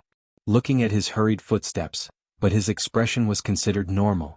Lu Chen then slowly sat up, smiled at Old Ma and said, "You've worked hard, how's the matter?" Old Ma sat down in front of him and did not talk nonsense with Lu Chen. He said straightforwardly, "We don't need to fight and kill this time. The most important task is to find the evil sect's legendary branch, leaf and seed." Lu Chen nodded his head and said, "How do we find it? At least when I was in the evil sect, I didn't really see these divine objects. Now we have to rely on the two of us to look for it blindly?" After a pause, Lu Chen said, "If that's really the case, I think the two of us should go back to Qingshitang village. At least it might be a little safer there." Old Ma laughed and said, "Don't worry, although it's very difficult to find these things, Perfected Immortal has already told me that the most important thing about these divine objects of the same origin is that they are intertwined with each other's fate energy. As long as one of them is found, someone will use other secret techniques to deduce the approximate location of the other divine objects." Lu Chen raised his eyebrows and said, "There's actually such a powerful supernatural power? Who knows?" Old Ma smiled and said, Anyway, it's all the supernatural power of perfected immortals. It's not strange that we mortals can't compare. Lu Qin pondered for a moment and said, even so, the world is so big, it's really too difficult to find the 4 treasures that have no clues at all. Before he finished speaking, Old Ma interrupted, don't be afraid, perfected immortal has already told me very clearly this morning. Now in this immortal city, including the land within 100 miles, there's a hidden divine object. We just need to think of a way to find it. Lu Chen's expression changed and instantly became a little serious. He looked at Old Ma and said, where did this news come from? Old Ma shook his head and said, I also heard it from perfected immortal. Of course I don't know the specific source of the news, and it's not convenient for me to ask. Old Ma was telling the truth. Lu Qin nodded slowly, but a trace of uneasiness flashed across his heart. No one knew better than him that at this moment, there was a seed of the sacred tree sealed in his body, and it was also very likely that this treasure was one of the 4 divine objects that he and Old Ma had mentioned before. He originally thought that as long as he strictly guarded against this secret would never be known by others. But now it seemed that there was someone else who might know this secret? Or was it just a pure coincidence? He lowered his head and pondered for a long time without saying a word, but Old Ma, who was standing at the side, came over and patted his shoulder and said with a smile, don't think too much. Anyway, in the end, isn't it just a battle of wits and courage with the demons of the devil cult? We've been doing this for so many years, what's there to be afraid of? Lu Qin grunted and nodded. Old Ma smiled and said, since you also understand this, then let's go. Right now, let's go to the immortal city and find an inn to stay for a couple of days to rest. In the future, should we also make a disguise to avoid being discovered by others? Lu Qin glanced at him and said, what do you want to do? Old Ma coughed and said, how about the 2 of us cooperate to open a shop? Forget it. Lu Qin bluntly pointed at his heart and said, when you do business, it's always a losing business. Every shop you open collapses, you've never made money and you've even subsidized it every time. If you go to open a shop in the immortal city, I'm afraid you'll be suppressed by others in 8 to 10 days. Old Ma grunted, but with an arrogant look on his face he said, what do you know? We have a backer behind us. If we encounter any trouble, we can just look for the Lord to solve it. And what's more, it's actually just a kind of speculation. As for the actual situation, Lord Immortal also said that he might not be 100% sure. Lu Qin grunted again, feeling that there was no need for him to be entangled on this issue, so he deliberately changed the topic and said, this time, was it also you and I who directly contacted the damn Baldy? That's not it. A burst of laughter, as clear as a wind chime, came from outside the forest. You're tuning in to the Han Li's Wuxia Adventures YouTube channel. We're so grateful for your support, and don't forget to subscribe to join us on this incredible journey through captivating stories. Your generosity through donations truly makes a world of difference, as it's the primary source of revenue that allows me to expand and enhance this channel for you. Thank you from the bottom of my heart for being a part of this adventure.